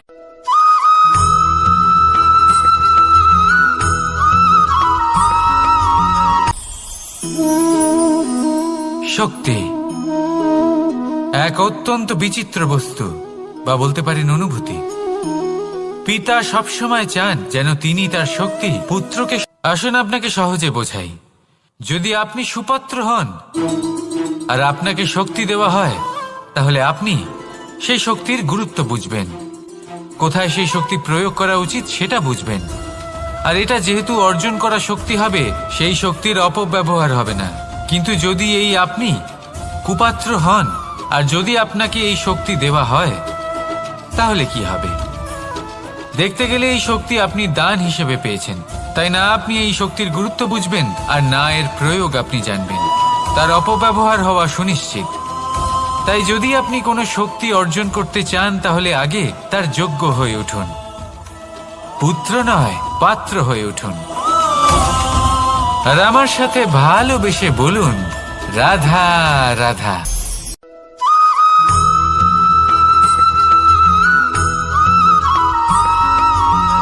এই সংসারে প্রত্যেক মানুষ এটাই চান যে তিনি যেন ধনবান হন, আর্থিক অবস্থা তার ভালো থাকে, ওনার বাড়িতে লক্ষ্মীর আগমন হয়। কিন্তু সেটা হবে কি করে, সেটাই হলো প্রশ্ন। কেউ বলেন যে যদি পরিশ্রম করো তাহলে ধন অর্জন সম্ভব, কেউ বলেন যে যদি বিদ্যা লাভ হয় তবেই ধন অর্জন সম্ভব, কেউ বলেন যে যদি বলশালী হও তবেই সম্পন্ন থাকবে। ভালো কথা, যদি তাই হয়ে থাকে, তবে দিনমজুর সারা দিন পরিশ্রম করেন, তিনি কেন ধনী হন না? অনেকজন বিদ্বান মানুষ আছেন এই সংসারে, তারা কেন ধনবান হন না? অনেক সংখ্যক বলশালী ব্যক্তি আছেন, তাদের কাছে ধন নেই কেন? তাদের কেন ধনের অভাব হয়? আবার এমনও কিছু মানুষ আছেন যারা পরিশ্রম করেন, তারা দিনমজুর, কিন্তু তারা ধন অর্জন করতে পারেন। কিছু বিদ্বান ব্যক্তি আছেন যাদের কাছে অধিক মাত্রায় ধন রয়েছে, কয়েকজন বলশালী ব্যক্তি রয়েছেন যাদের কাছে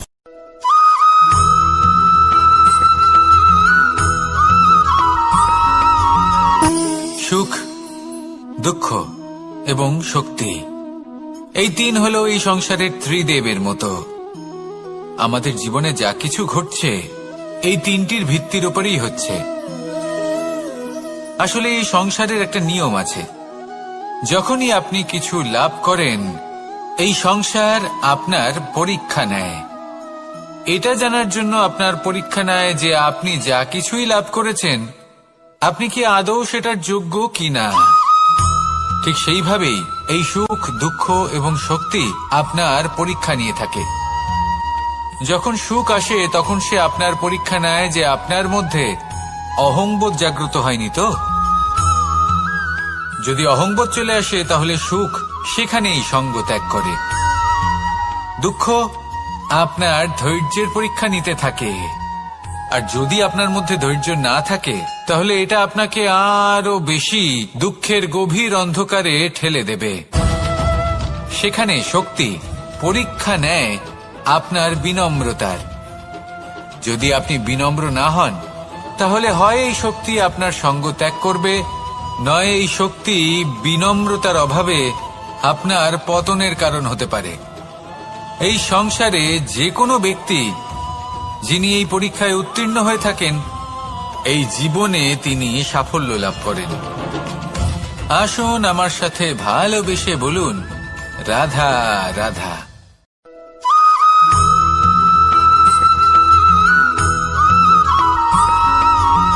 পঞ্চতত্ত্বের মধ্যে দ্বিতীয় তত্ত্ব হল ধরণী, ভূমি, যাকে আমরা ধরণী মাতা বলি।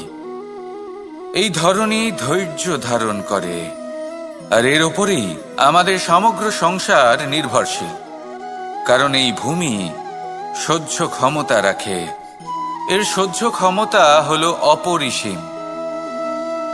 সন্তান যতই আঘাত প্রদান করুক না কেন প্রেম পূর্বক সহ্য করে, আর তার বদলে অমূল্য রত্ন প্রদান করে। সন্তান যদি হাল চালায় তাহলে তার বদলে তাকে অন্ন প্রদান করে। এটাই হলো ধরণী। এবার এর থেকে আমরা কি শিক্ষা পেতে পারি? এটাই যে কারোর জন্য কিছু করা বা কাউকে কিছু দেওয়া মনে কোনো কামনা ছাড়াই। আর এই কথাটা বুঝে যান, যদি কারোর জন্য কামনা না রেখে বা কোনো পাওয়ার আশা না রেখে কারোর জন্য কিছু করেন বা কারোকে কিছু দেন, যদি এটা আপনি শিখতে পারেন তবে আপনি ভালোবাসতে শিখে গেছেন। আর সেই জন্যই এই ধরিত্রীকে মাতা বলা হয়। কারণ মাতা শুধু উনি নন যিনি গর্ভে সন্তানকে ধারণ করেন, মাতা তো উনিও যিনি জীবন বাঁচতে শেখান, যিনি জীবন বাঁচার উদাহরণ প্রদান করেন। তাহলে ধরণীর থেকে এই নিঃস্বার্থ ভাব শিখুন, নিঃস্বার্থ ভালোবাসা শিখুন, আর এই ভালোবাসার সাথেই বলুন, রাধা রাধা।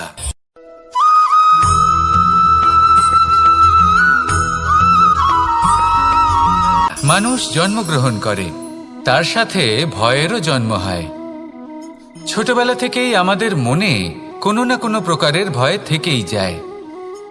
কেউ এই বিষয়ে ভয় পায় যে তার কোনো বস্তু তার থেকে দূরে চলে যাবে, কেউ এই বিষয়ে ভয় পায় যে আমি নিজেকে হারিয়ে ফেলব, কেউ এই ভেবে ভয় পায় যে আমার প্রিয়জনেরা তারা যেন আমার থেকে দূরে না চলে যায়। কেউ এই ভেবে ভয় পায় যে আমরা যেন পথ না হারিয়ে ফেলি, আদি ইত্যাদি। কিন্তু সত্যি কথা বলতে ভেবে দেখুন, এই ভয় বাস্তবে কি? শুধুই একটা মনস্থিতি, আর কিছুই নয়।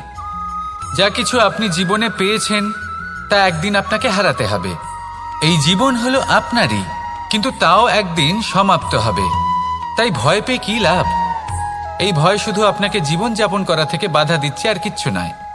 পথ হারিয়ে ফেললেই বুঝতে পারবেন যে নতুন পথ কিভাবে বানাতে হয়। কিছু মানুষকে জীবন থেকে হারালে তবেই আপনি বুঝবেন যে আপনার আপনজনকে। এই ভয়ের কারণে ভীত হয়ে থাকবেন না।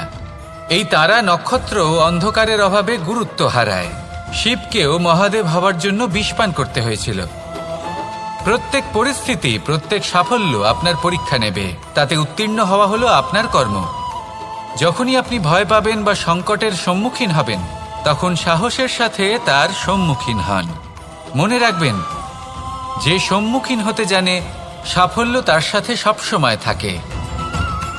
আসুন আর আমার সাথে ভালোবেসে বলুন, রাধা রাধা।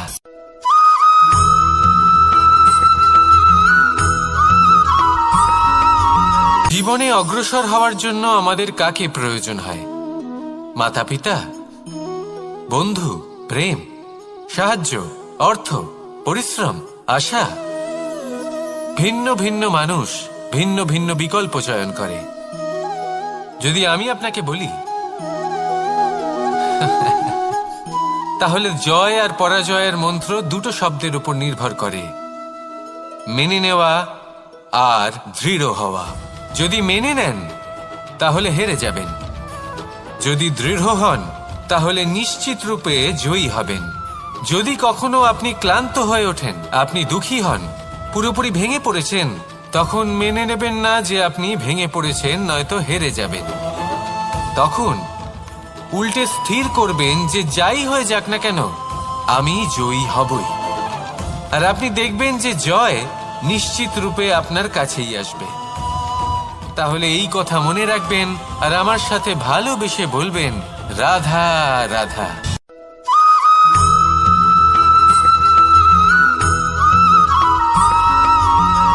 এই সংসারে কোনো বস্তু হোক বা ব্যক্তি হোক, তার একার গুরুত্ব কিন্তু খুব বেশি নয়।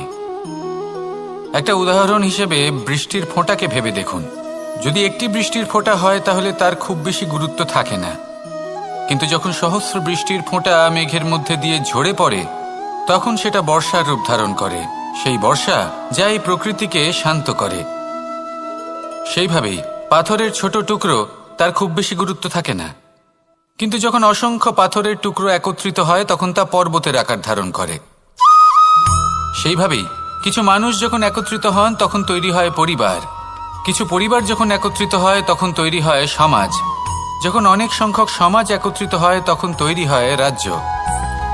এবার এই রাজ্যের সবথেকে গুরুত্বপূর্ণ ব্যক্তি হতে পারেন রাজা, কিন্তু তাও সেই রাজা একা কিছু করতে পারেন না। যুদ্ধ লড়ার সময় তারও নিজের সৈন্যদলকে প্রয়োজন পড়ে। কিন্তু এই সংসারে এমন একজন ব্যক্তি আছেন যিনি একাই সব কাজ করতে থাকেন, এবং সেই ব্যক্তি হলেন মা। আমাদের জীবনে একজন পিতার ভূমিকা কিন্তু নিঃসন্দেহে অমূল্য, কিন্তু আমাদের সকলের জীবনে যে ভূমিকা একজন মায়ের তা অন্য কারোর থাকে না। একজন মা একাই সন্তানকে বড় করতে পারেন, সংস্কারী করে তুলতে পারেন, তার জন্য পরিশ্রম করেন। আর এত কিছু কাজ করার পরেও তার কাজের জন্য তিনি প্রশংসা অবশ্য পান না। উল্টে যদি সেই সন্তান অনুচিত পথে চালিত হয়, অনুচিত কর্ম করে, তখন সেই মাকেই অপবাদের পাত্র হয়ে উঠতে হয়। আমাদের জীবনে মায়ের যোগদান কতটা সেটা বুঝুন। আপনাকে বড় করে তোলার জন্য উনি কতটা পরিশ্রম করেছেন সেটা বুঝুন। আজ থেকে, এখন থেকে, এই মুহূর্ত থেকে মাকে সম্মান করতে শিখুন। যখন সময় পাবেন, যখন সুযোগ হবে, তখন তার প্রশংসা করুন, ওনারও ভালো লাগবে। আর মায়ের এই মমতার জন্য, তার এই ভূমিকার জন্য আসুন সবাই মিলে আমরা তাকে প্রণাম করি, আর সকলে মিলে ভালোবেসে বলি, রাধা রাধা।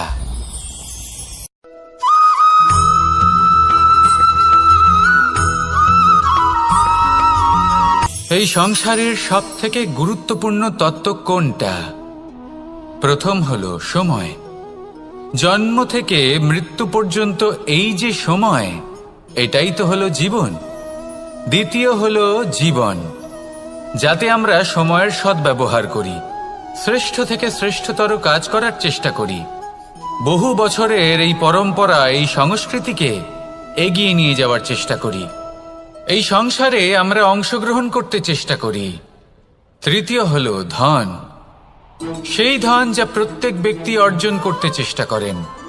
এবার এই তিনটি তত্ত্বের মধ্যে একটা সামঞ্জস্য আছে, সমান ব্যাপার আছে, সে ধনই হোক বা সময় হোক বা হোক জীবন।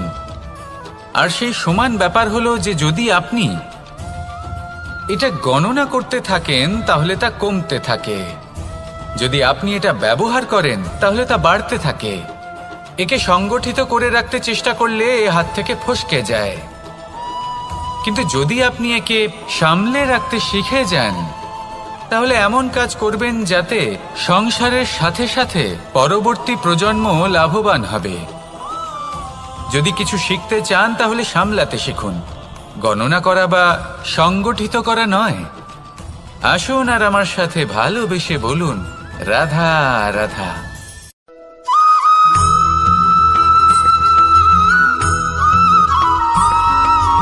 কথায় আছে, প্রত্যেক পুত্র তার পিতার প্রতিচ্ছবি হয়, আর সমস্ত প্রতিচ্ছবি চায় যেন সে তার অস্তিত্ব প্রাপ্ত করতে পারে।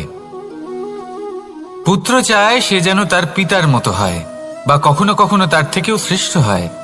সেটা কোনো অনুচিত ব্যাপার নয়। অনুচিত তখন হয় যখন পুত্র নিজের পিতার মতো হবার স্বপ্ন পূরণ করতে গিয়ে বা তার থেকেও শ্রেষ্ঠ হওয়ার স্বপ্ন পূরণে অনুচিত পথের আশ্রয় নেয়। কারণ তারপরে সে তার পিতার গুণগুলি আত্মসাৎ করতে চায় না। সে শুধুই এটা চায় যে সংসারের চোখে যেন আমি শ্রেষ্ঠ প্রমাণিত হই। এটা অনুচিত। সংসারে এমন অনেক মানুষ আছেন যারা এই কারণে শ্রেষ্ঠ হবার চেষ্টা করেন যাতে তার পরিবারের, তার পিতার সম্মান বৃদ্ধি পায়। এমনও মানুষ থাকেন, আর এটাই হলো পার্থক্য উদ্দেশ্যের। মনে রাখবেন, যদি আপনার উদ্দেশ্য শুভ হয় তাহলে পথও শুভ হবে, যদি আপনার উদ্দেশ্য অশুভ হয় তাহলে পথও অশুভ হবে। তাহলে নিজের পিতার মতো হবার চেষ্টা অবশ্যই করুন, তার থেকেও শ্রেষ্ঠ হওয়ার চেষ্টা অবশ্যই করুন, কিন্তু মনে রাখবেন আপনার সংকল্প আর আপনার উদ্দেশ্য এই দুই শুভ হওয়া উচিত। তাহলে আসুন আর আমার সাথে ভালোবেসে বলুন, রাধা রাধা।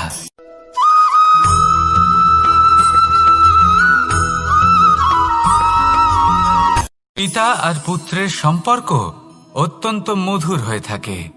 পিতা স্বপ্ন দেখেন, তাকে পূর্ণ করার সকল সম্ভাব্য চেষ্টা করেন, কিন্তু তাও অনেক সময় ওনার স্বপ্ন অপূর্ণ থেকে যায়।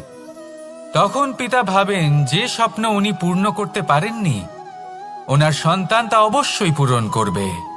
যে স্থানে উনি কখনো পৌঁছতে পারেননি, সেই স্থানে ওনার পুত্র অবশ্যই পৌঁছবে। পিতা নিজের সন্তানের ভবিষ্যৎ নিয়ে সেই স্বপ্ন দেখেন, আর যখন সেই সন্তান সামনে এগোতে থাকে তখন তার দুঃখ হয় না, বরং গর্ব হয়। ওনার ভালো লাগে এটা দেখে যে ওনার সন্তান অনেক উন্নতি করছে। কিন্তু যখন সন্তান নিজের অভিভাবকের শক্তি দেখে, তার যশ দেখে হিংসা করতে থাকে, সমস্যা সেইখানেই শুরু হয়। সেই জন্য সকল সন্তানকে এটা মনে রাখতে হবে, দেখুন, পুত্র হবার সুবাদে, এক সন্তান হবার সুবাদে এটা হলো আপনার অধিকার যে আপনি আপনার পিতার থেকে বেশি উন্নতি করবেন।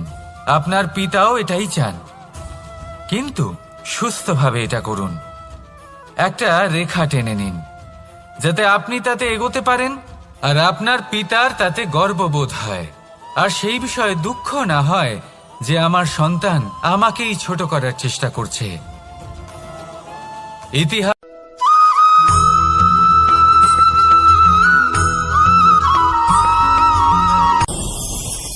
ভয়ের সাথে আমরা সবাই পরিচিত, কষ্টও আমরা সবাই পেয়েছি। কখনো কখনো আমরা অসুস্থ হয়ে পড়ি, আর এমন সময় হলে মাতার মমতা, কখনো বাবার স্নেহ, কখনো বন্ধুদের পাশে থাকার অনুভূতি আমাদের রোগ নিরাময়ে সাহায্য করে। কখনো যদি আমরা নিরাশ হয়ে পড়ি, তখন যদি আমাদের কোনো আপনজন আমাদের দুটো ভালো কথা বলে, তখন আমাদের মনোবল বেড়ে যায়। ঠিক তেমন সংসারের এই রঙ্গমঞ্চে যদি আপনি পীড়িত অনুভব করেন, কিছু শুভ কথা আলোচনা করুন, কিছু স্তুতি গান করুন, কিছু মুহূর্তের জন্য হলেও নিজের ইষ্টদেবের কথা স্মরণ করুন আর প্রার্থনা করুন। সাহস বাড়বে, শক্তিও বৃদ্ধি পাবে এবং সামনে এগিয়ে চলার পথও দেখতে পাবেন।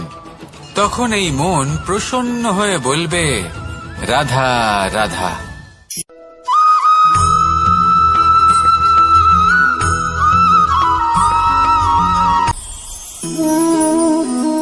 শক্তি এক অত্যন্ত বিচিত্র বস্তু, বা বলতে পারেন অনুভূতি। পিতা সবসময় চান যেন তিনি তার শক্তি পুত্রকে। আসুন আপনাকে সহজে বোঝাই। যদি আপনি সুপাত্র হন আর আপনাকে শক্তি দেওয়া হয়, তাহলে আপনি সেই শক্তির গুরুত্ব বুঝবেন, কোথায় সেই শক্তি প্রয়োগ করা উচিত সেটা বুঝবেন। আর এটা যেহেতু অর্জন করা শক্তি হবে, সেই শক্তির অপব্যবহার হবে না। কিন্তু যদি এই আপনি কুপাত্র হন আর যদি আপনাকে এই শক্তি দেওয়া হয়, তাহলে কি হবে? দেখতে গেলে এই শক্তি আপনি দান হিসেবে পেয়েছেন, তাই না আপনি এই শক্তির গুরুত্ব বুঝবেন আর না এর প্রয়োগ আপনি জানবেন। তার অপব্যবহার হওয়া সুনিশ্চিত। তাই যদি আপনি কোনো শক্তি অর্জন করতে চান, তাহলে আগে তার যোগ্য হয়ে উঠুন। পুত্র নয়, পাত্র হয়ে উঠুন। আর আমার সাথে ভালোবেসে বলুন, রাধা রাধা।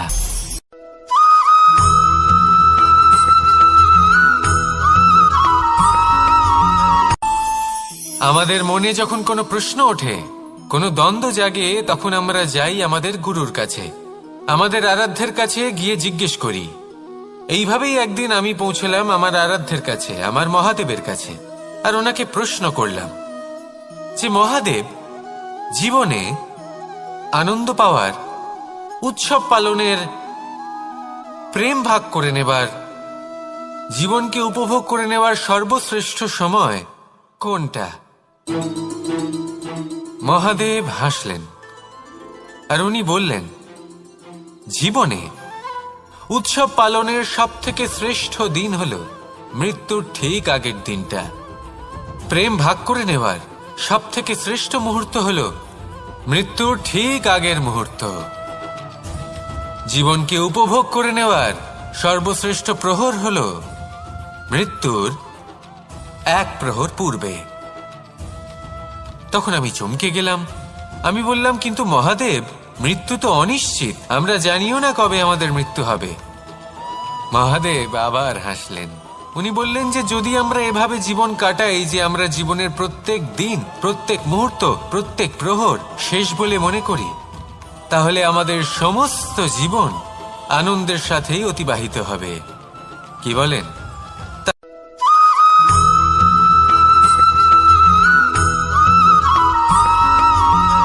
এই সংসারের সবথেকে গুরুত্বপূর্ণ তত্ত্ব কোনটা? প্রথম হলো সময়। জন্ম থেকে মৃত্যু পর্যন্ত এই যে সময়, এটাই তো হলো জীবন।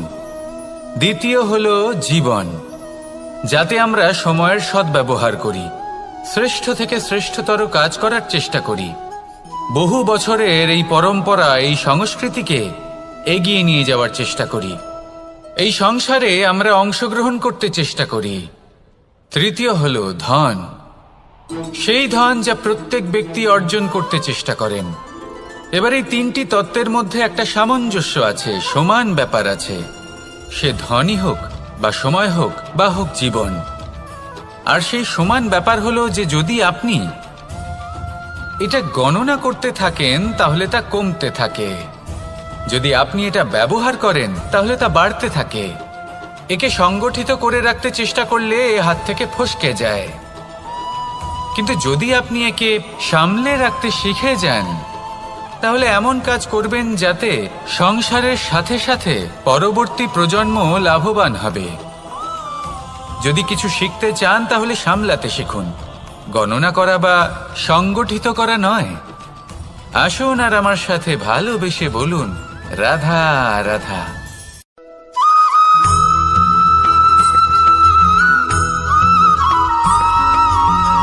যখন আমরা কোনো বনে প্রবেশ করি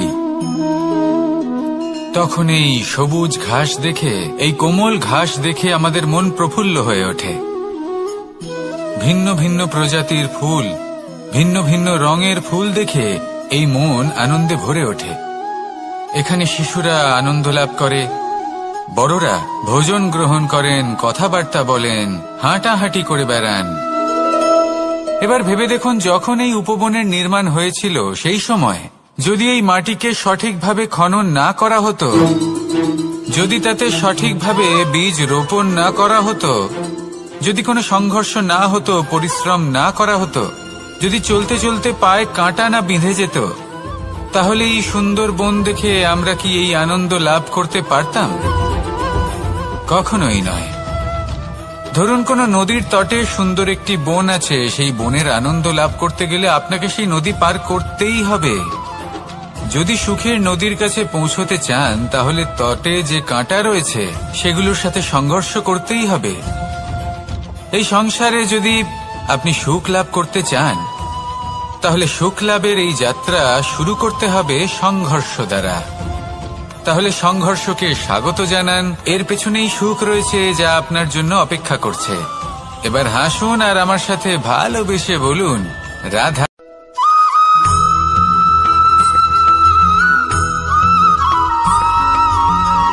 পুরুষার্থ। শাস্ত্রে 4 ধরনের পুরুষার্থের কথা বলা হয়েছে। প্রথম হলো ধর্ম। আপনি কি জানেন এই ধর্ম আসলে কি? আপনার কি মনে হয় ধর্ম আসলে কি? কোনো বিশেষ ঈশ্বরকে মানাই কি ধর্ম বলা হয়? নাকি কোনো বিশেষ রীতি পালন করাই হলো ধর্ম? নাকি কোনো বিশেষ সাহিত্যকে সর্বশ্রেষ্ঠ মনে করাই হলো ধর্ম? না, ধর্ম হলো সেটা যাকে ধারণ করা যেতে পারে, আর ধারণ শুধু সেটাই করা যায় যা পবিত্র। পবিত্র শুধু তাকেই বলা হয় যা নিঃস্বার্থ, যার মধ্যে শাসন করার কোনো ইচ্ছে নেই, যা সরলভাবেই প্রবাহমান, জল এবং বায়ুর মতো। যখন কোনো ব্যক্তি ধর্মকে ধারণ করেন এবং সেই ধর্ম সেই ব্যক্তিকে রক্ষা করে, তখন তাকে ধর্ম বলা হয়। ধর্ম যা রক্ষা করে অহংকার থেকে, খারাপ চিন্তার হাত থেকে। সেই জন্য পুরুষার্থ গড়ে তোলার আগে, ধর্ম পালন করার আগে ধর্মের প্রকৃত অর্থ কি সেটা বুঝে নিন। এটা জেনে রাখুন যে সমস্ত ধর্মের আধার, সমস্ত ধর্মের ভিত শুধুমাত্র ভালোবাসা। আসুন আর এই ভালোবাসার সাথেই বলুন, রাধা রাধা।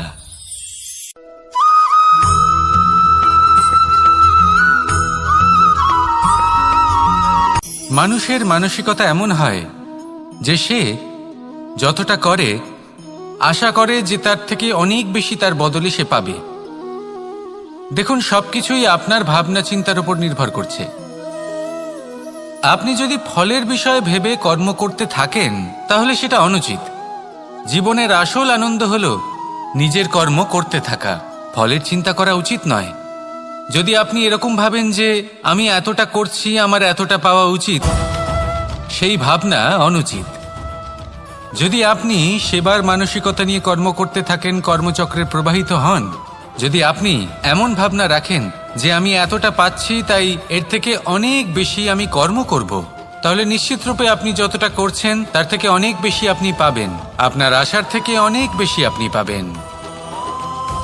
শুধু জীবনে অনেক বেশি কাজ করতে থাকুন, ফলের চিন্তা করবেন না। আর মনে রাখবেন, এই ভাবনাই সব থেকে বড় বীজ। কর্মের উপর বিশ্বাস রাখুন, জীবনে যা যা আপনি চান সবই সুখময় হবে। আসুন আর আমার সাথে ভালোবেসে বলুন, রাধা রাধা।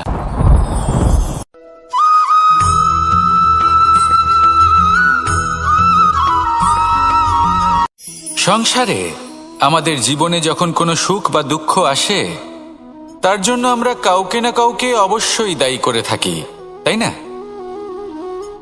এই ব্যক্তি আমাদের সাথে এরকম কাজ করেছেন, তাই আমার সাথে এমন হলো। ওই ব্যক্তি যদি এমনটা না করতেন, তাহলে আজ আমি ওই স্থানে পৌঁছতে পারতাম।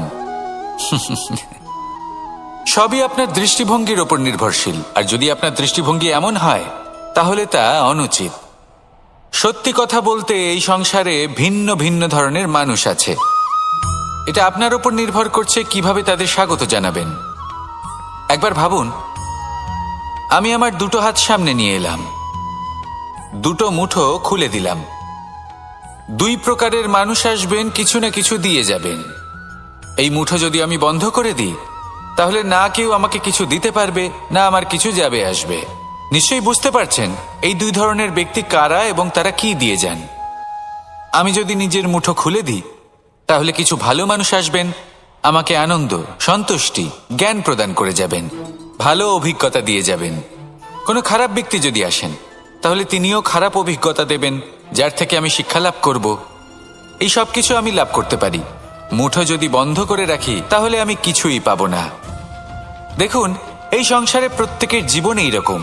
প্রত্যেকের জীবনে সবকিছুই আছে, ভালো খারাপ দুই মানুষই আছে। ভালো অভিজ্ঞতা আছে, খারাপ অভিজ্ঞতা আছে। নির্ভর করছে আপনার উপর যে আপনি কি করবেন, এনাদের স্বাগত কিভাবে জানাবেন, কার থেকে কি বুঝবেন, কি শিখতে পারবেন, আর কোন দৃষ্টিভঙ্গি নিয়ে অগ্রসর হবেন। এটাই নির্ধারণ করবে যে আপনার জীবন কেমন হবে।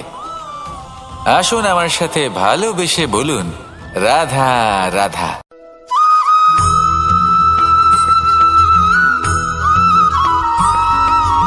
ফিরে আসছিলেন এবং তাদের ফেরার পথে হঠাৎ করে কোথাও থেকে একটি বাছুর চলে এলো।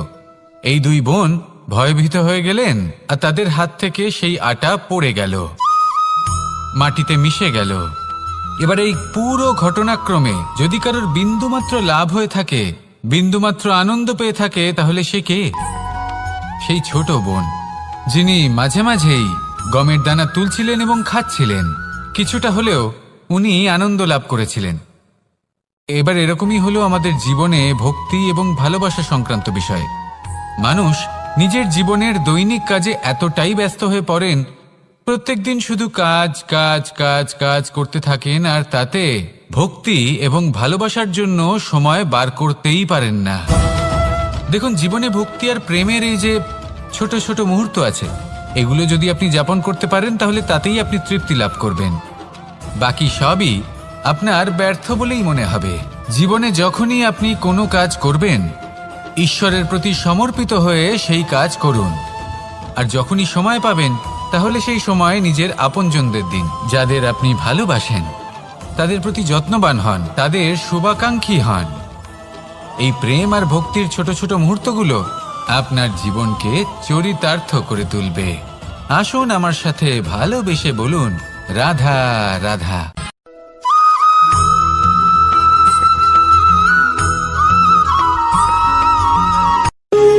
যখন মানুষের মৃত্যু হয়, তখন কি হয়? অনেক সংখ্যক মানুষ শোক পালন করতে চলে আসেন। যে ব্যক্তি মৃত্যু লাভ করেছেন, তার অনেক বস্তু থাকে যেগুলো তার প্রিয়, যেগুলো তিনি ব্যবহার করেছেন। তার শয্যা, তার বস্ত্র, তার আভূষণ, সবকিছু তার থেকে বিচ্ছিন্ন করা হয় এবং খালি হাতে তাকে শ্মশানের উদ্দেশ্যে রওনা করা হয়। আমি আপনাকে এই প্রশ্ন করতে চাই, আপনি এই সংসারে কি অর্জন করেছেন? ধন সম্পত্তি, বস্ত্র, আভূষণ, এই সব কিছু যে আপনি অর্জন করেছেন, আপনার মৃত্যুর পরে তা আপনার থেকে দূর হয়ে যাবে। এর উত্তর হলো একটাই, আপনার কর্ম। শুধু সেটাই আছে যা একান্ত আপনার, আর শুধু সেটাই এই সংসার থেকে চলে যাওয়ার পরেও সংসারেই জীবিত থাকবে। যদি আপনি দুষ্কর্ম করেন, তাহলে এই সংসার আপনাকে একটি অনুচিত উদাহরণ হিসেবে মনে রাখবে যে এই ব্যক্তি খুব পাপী ছিল, অনুচিত কর্ম করতেন। যে পথে তিনি চলেছেন সেই পথে কারোর চলা উচিত নয়। সেখানেই যদি আপনি সৎকর্ম করেন তাহলে সংসার চিরকাল এটাই বলবে যে খুব ভালো মানুষ ছিলেন, সবাইকে ভালোবাসতেন, সবাইকে সাহায্য করতেন, আমার খুব প্রিয় মানুষ ছিলেন। এটাই হলো শ্রেষ্ঠ কর্ম। সেই জন্য জীবনে শুধুমাত্র ধন সম্পত্তি আভূষণ এই সব অর্জন করতে গিয়ে নিজের মনোনিবেশ করবেন না। শ্রেষ্ঠ কর্ম করুন। সংসার থেকে চলে যাওয়ার পরেও এই কর্মই এই সংসারে আপনাকে জীবিত রাখবে। আসুন আমার সাথে ভালোবেসে বলুন, রাধা রাধা।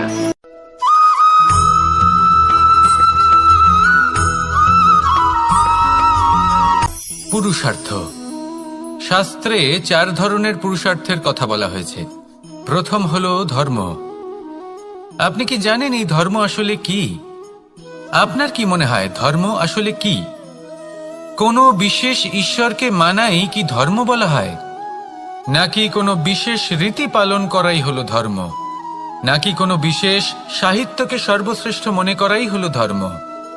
না, ধর্ম হলো সেটা যাকে ধারণ করা যেতে পারে। আর ধারণ শুধু সেটাই করা যায় যা পবিত্র। পবিত্র শুধু তাকেই বলা হয় যা নিঃস্বার্থ, যার মধ্যে শাসন করার কোনো ইচ্ছে নেই, যা সরলভাবেই প্রবাহমান, জল এবং বায়ুর মতো। যখন কোনো ব্যক্তি ধর্মকে ধারণ করেন এবং সেই ধর্ম সেই ব্যক্তিকে রক্ষা করে, তখন তাকে ধর্ম বলা হয়। ধর্ম যা রক্ষা করে অহংকার থেকে, খারাপ চিন্তার হাত থেকে। সেই জন্য পুরুষার্থ গড়ে তোলার আগে, ধর্ম পালন করার আগে ধর্মের প্রকৃত অর্থ কি সেটা বুঝে নিন। এটা জেনে রাখুন যে সমস্ত ধর্মের আধার, সমস্ত ধর্মের ভিত শুধুমাত্র ভালোবাসা। আসুন আর এই ভালোবাসার সাথেই বলুন, রাধা রাধা।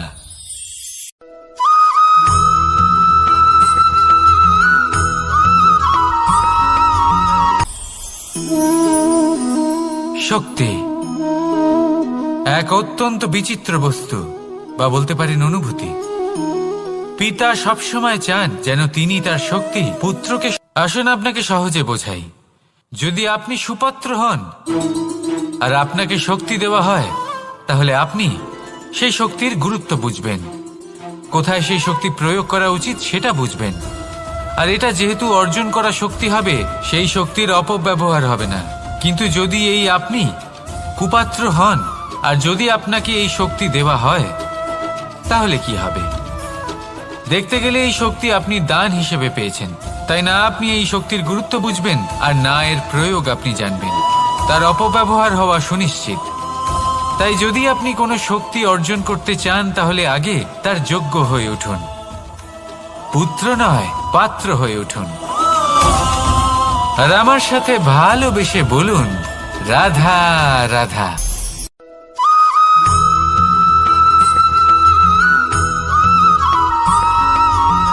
কথায় আছে যে এমন কোনো অক্ষর নেই যার দ্বারা কোনো মন্ত্র হয় না।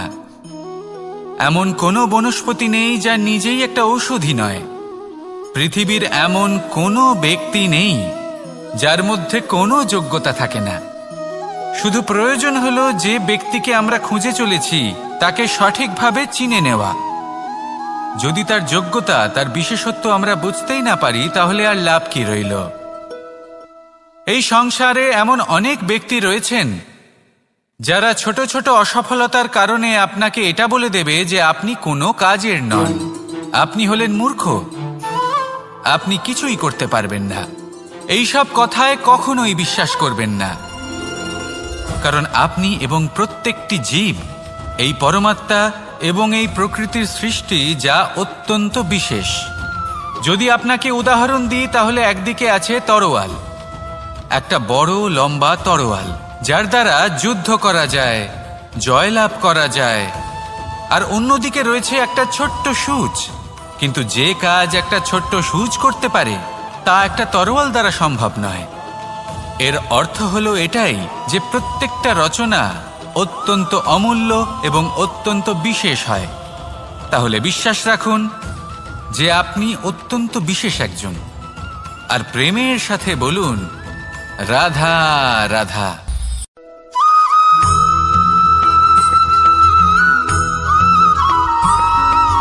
মানুষের একটি সমস্যা আছে যে মানুষ সাফল্যকে মাপতে থাকেন, লক্ষ্যপ্রাপ্তিকে মাপতে থাকেন এবং তার তুলনা করতে থাকেন যে ও এত কিছু পেল আর আমি পেলাম না,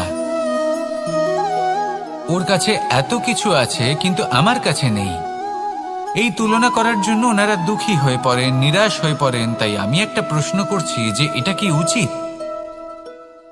এই সংসারে আপনি কি নিয়ে তুলনা করবেন, যেখানে সূর্যদেব চন্দ্রমা দুজনেই আছেন, দুজনেই হলেন বিশেষ, দুজনেই নিজ নিজ সময়ে উদিত হন।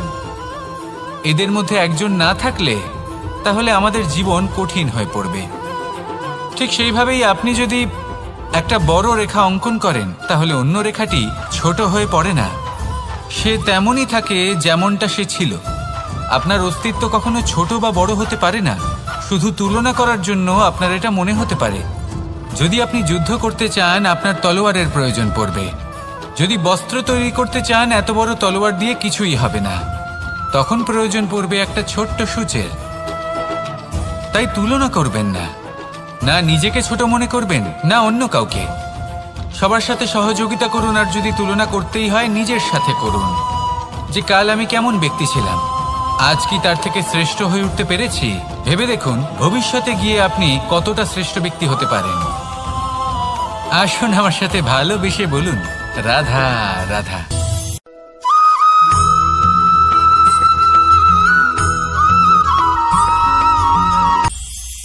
এটা হলো ধান গাছ, এর থেকে যে চাল উৎপন্ন হয় তা মানুষ গ্রহণ করেন। আর এটা কি? এ হলো জংলি ঘাস। একবার ভেবে দেখুন যদি এই জংলি ঘাস ধান গাছের আশেপাশে থাকে তাহলে কি হবে? ধান উৎপন্ন হতে পারবে? তা উৎকৃষ্ট হতে পারবে? আমরা কি তা গ্রহণ করতে পারবো? কখনোই নয়। এই জংলি ঘাস ধানকে নষ্ট করে দেবে, কিন্তু নিজে জীবিত থাকবে। এটাই হলো আজকের শিক্ষা। এই সংসারে যদি আপনি নীতির পথে চলতে চান, উচিত কর্ম করতে চান, সংসারকে সেবা করতে চান, তাহলে জংলি ঘাসের মতো ব্যক্তিদের থেকে সবসময় দূরে থাকতে হবে।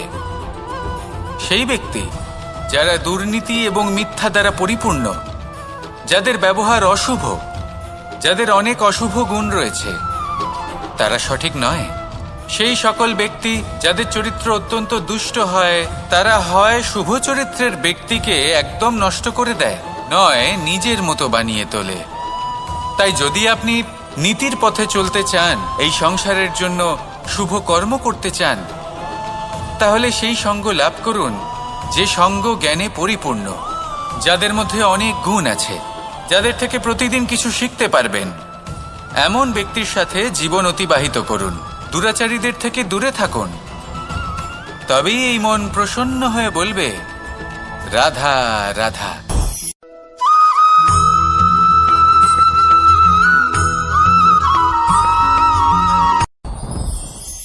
সাথী। সাথী এই শব্দটির ব্যাখ্যা কে কিভাবে করে? মিত্র, সখা, বন্ধু। কিন্তু অর্থ একটাই, তিনি যিনি আপনার সঙ্গী হন আর তিনি যার সাথী আপনি হন। এবার সব থেকে বড় প্রশ্ন হলো এটাই যে তিনি কে হতে পারেন যাকে আপনি আপনার সাথী বলে মেনে নিতে পারেন, নিজের সখা, নিজের মিত্র, নিজের বন্ধু মেনে নিতে পারেন। আপনার সাথী হলেন তিনি যিনি দুঃখের সময় আপনার পাশে থাকবেন, আপনার হাত ধরে থাকবেন। আপনার সাথী হলেন তিনি যার হাত আপনি নিজের সুখের দিনে ধরে থাকবেন। সেই সাথীরই হাত ধরুন যিনি দুঃখে সবসময় আপনাকে সাহায্য করার জন্য তৎপর হয়ে থাকেন, আপনার পাশে থাকেন, আর যাকে সুখের দিনে আপনি আপনার সাথে রাখতে পারেন। আর যখন আপনার সাথে আপনার এই সাথী থাকবে তখন আপনি এটা বুঝবেন যে যখন জীবনে দুঃখ আসে তখন এই দুঃখ কমে যায়, সবার মধ্যে ভাগ হয়ে যায়। আর যদি তখন সুখ আসে তাহলে সেটা সবার উপস্থিতিতে আরো বেড়ে যায়। এটাই হলো প্রেম, এটাই হলো ভালোবাসা, এটাই হলো সঙ্গ। যেমন সম্পর্ক আমার আর রাধার মাঝে। তাহলে আসুন আর আমার সাথে ভালোবেসে বলুন, রাধা রাধা।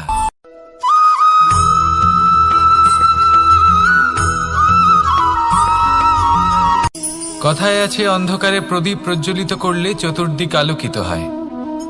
কিন্তু যদি